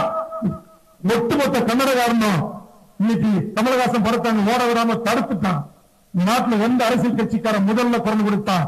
நீ கமலஹாசன் படத்தை கர்நாடக மாநிலத்தில் ஓட விடாமல் தடுத்தால் தமிழ்நாட்டில் எந்த கன்னட நிறுவனம் தயாரிக்கிற படமாக இருந்தாலும், எந்த கன்னட கதாநாயகனுடைய படமாக இருந்தாலும் தமிழ்நாட்டில் ஓடவிட மாட்டேன் என்று அறிவித்த ஒரே அரசியல் கட்சி தலைவர் வேல்முருகன் தமிழக வாழ்வுரிமை கட்சியும். இல்ல நான் ஆவணம் என்ன கமலஹாசன் நாளைக்கு ஷேர் கொடுக்க போறானா? அவனுக்கு கமலஹாசனுக்கு பங்கு பெற போறாரா? என் மொழியில் வைத்திருக்கிற காதல், என் தாயில் வைத்திருக்கிற பற்று, என் இனத்தை நான் நேசிக்கிற அந்த என் ரத்த நாணங்களை ஊறி கிடக்கிற உணர்வுடாங்க. நாளைக்கு போய் தடுக்கும் போது பிரச்சனை வரலாம், வழக்கு வரலாம், அதையெல்லாம் சந்திக்கலாம்.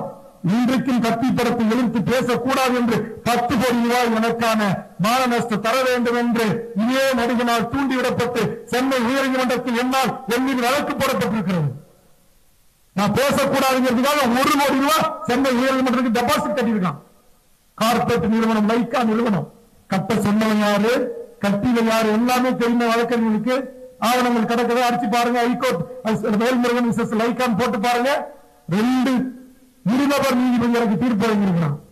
இனி லைக்கா தயாரிக்கிற படத்தை குறித்து வேல்முருகன் பேசக்கூடாது என்று. யூடியூப்ல உட்கார்ந்து ஏன் வேல்முருகன் அதற்கு பிறகு லைக்கா எடுத்த படத்தை குறித்து பேசல அப்படின்னு கேட்கிற தற்கூரி முண்டங்களுக்கு நான் சொல்றேன், ஹைகோர்ட் ஸ்டே இருக்கிற முண்டங்களா தற்கூரி கோபமா வருது. எதையும் படிக்கிறது இல்ல, பத்திரிகை படிக்கிறது இல்ல, செய்தி சேனல்ல செய்தி பார்க்கறது இல்ல, வேல்முருகன் கடந்து வந்த பாதை என்னன்னு கேட்டுட்டு கேள்வி எழுப்புறீங்க. நான் தான் சொல்றேன், பட்டியல் இடுறேன். 1970களில் பிறந்து இன்னும் வரைக்கும் நினைவு தெரிந்த வயதிலிருந்து எனக்கான வரலாறுகள் தொகுக்கப்பட்டிருக்கிறா.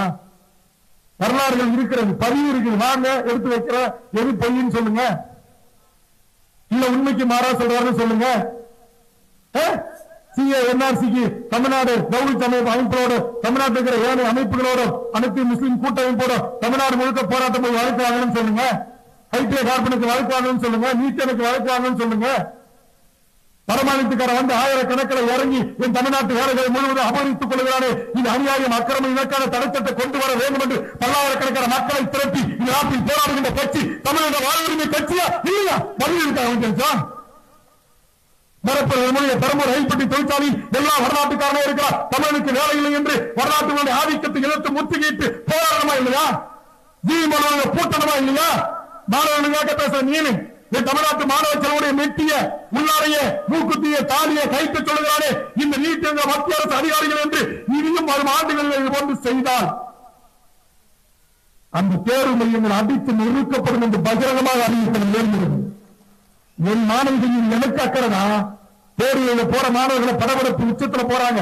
போற நேரத்துல கல்யாணமாகி மனக்கோலத்துல போற தாலியை கழிப்பான், மூக்குத்தியை கழிப்பான், காதை கழிப்பான், சின்னையை கழிப்பான், கொலுசை கழிப்பான், எல்லா கூடிய கழிப்பான், கையில கட்டி கையில கழிப்பான். நான் கேட்கிறேன், எந்த நடிகனாவது இன்னைக்கு மாணவர்களை பற்றி பேசுகிற யூடியூபர்ஸ் என்று பேசுகின்ற, பத்திரிகை தர்மம் பேசுகின்ற, வேல்முருகன் அவர்களா பேசிவிட்டு என்று பேசுகின்ற எவனாவது ஒருவன் இது அநியாயம், இது அக்கம் என்று கேட்டானா? தென்னிந்தியாவிற்கான நீட் அலுவலகத்தை முற்றுகையிட்டு அந்த தென்னிந்தியாவிற்கான நீட் இயக்குநரை பல மணி நேரம் சிறை வைத்து நாட்டுடைய பிரதமர் மோடியை தமிழ்நாட்டு முதலமைச்சரோடு பேச வைத்தவன் வேல்முருகனா? வரலாறு போய் தேடிப்பார். அண்ணா நகர் நீட் டைரக்டர் வேல்முருகன் போட்டு பாடுறா, போட்டுப்பார். சென்னை சென்ட்ரல் ரயில் நிலையத்துக்கு புரட்சித் தலைவர் எம்ஜிஆர் பெயரை சொல்றதுக்கு பிரதமர் வந்துட்டார். ரயில்வே ஜிஎம் அங்க போகணும், போக விடாம நீங்க அப்ரண்டிஸ் பணிகளுக்கு முழுக்க வடநாட்டுக்காரரை கொண்டு வந்து இறக்கி அப்படியே வடநாட்டுக்காரனை இந்திக்காரனை வேலைக்கு வைக்கிறீங்க. அந்த ஜிஎம் அலுவலகத்தை முற்றுகையிட்டு பல மணி நேரம் போராடி அந்த விழாவிலே கலந்து கொள்ள விடாமல் தடுத்து என்னுடைய டிமாண்டை ஏற்றுக்கு செய்ய அதே இடத்தில் ஒப்பந்தம் போட்டு சென்னை மாநகரத்தினுடைய கமிஷனர் அந்த டிஜிபி ஏ.கே. விஸ்வநாதன் வந்து அந்த ஒப்பந்தத்தை நிறைவேற்றி அதற்கு பிறகு ஜிஎம் விடுதலை செய்ய வரலாறு வேல்முருகன் வரலாறு தான். குஞ்சுகள் அணில் குஞ்சுகளுக்கு யார் யாரோட ஒப்பிட்டு பேசுறீங்க? யாரோட ஒப்பிட்டு பேசுறீங்க? 1000 விடயங்களுக்கு 1000 போராட்டம். நான் சொன்ன மோடி நாட்டுக்கு பிரதமர் தரவையா போக முடியல. விமானத்துல இருந்து ஐஐடிக்கு 3 கிலோமீட்டருக்கு இன்னொரு ஹெலிகாப்டர் தான் போனார். அந்த ஹெலிகாப்டரையும் கருப்பு பலனை விட்டு தேக்க போகாம சுத்தி சுத்தி வட்டமிட வச்ச 3 மணி நேரம் தரவையா போக முடியல. எப்படா விமான நிலையத்துக்கு என் தம்பிகள் உள்ள குதிச்சானே இன்னைக்கு விசாரணை நடந்துகிட்டு இருக்கு நீதிமன்றத்தில் தெரியும். அனுராதபுரத்தின் தாக்குதல் நடத்திய கரும்புலிகளுடைய அந்த வீடியோவை, அந்த படத்தையும், அந்த செய்திகளையும் ஒரு நாளைக்கு 100 முறை கேட்டு கேட்டு தூக்கம் இல்லாமல் எப்படிடா இப்படி என் தமிழ் பிள்ளைகள் வான்படைகளை கட்டி உலகத்தை திரும்பி பார்க்க வைத்தால் என் விடுதலை புலிகள், கரும்புலிகள், கடற்புலிகள் என்று நாங்க பார்த்தே பயிற்சி எடுத்தவங்க. நான் ஒன்னும் நேரா போய் பயிற்சி எடுத்தோம்னா சொல்லல, படத்தை பார்த்தே உணவு பெற்றவர்கள், அந்த தலைவன் வாழ்க்கை வரலாற்றை படிப்படியாக ஏற்றுக்கொண்டவர்கள். அதிகாரம் பேசிய நீங்களா ஏமாத்திரம் எங்களுக்கு. ஆதலால் சொல்லுகிறேன், நான் பேசிய கருத்தில் ஒரு காலத்திலும் எவரிடத்திலும் எவருடைய கொம்பனிடத்திலும் கேட்கிறாங்களா மன்னிப்பு கேட்கணும். யாருக்கிட்ட மன்னிக்க சொல்லுங்க பசங்களா? யார் நீங்க? யார் நீங்க?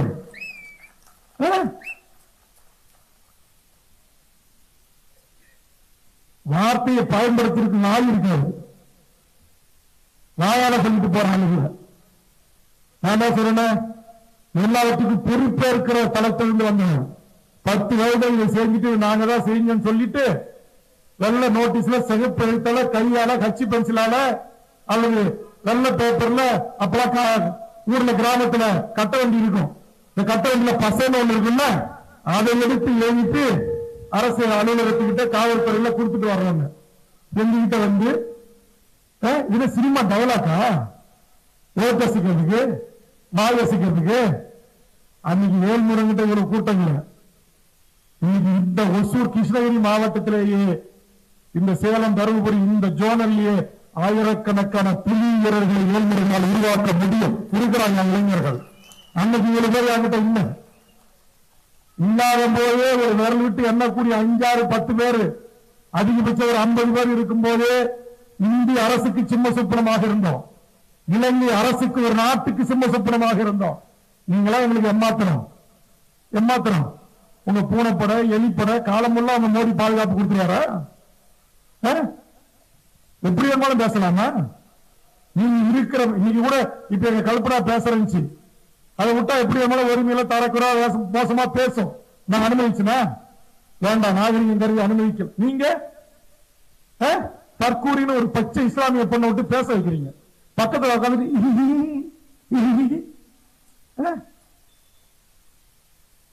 யாரா தற்கூரி?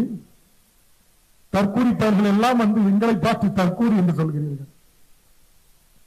காலம் மாறும், காட்சிகள் மாறும், விளைவுகளை விரைவில் சந்திப்பீர்கள் என்று கூறி நிறைவு செய்கிறேன். நன்றி, வணக்கம்.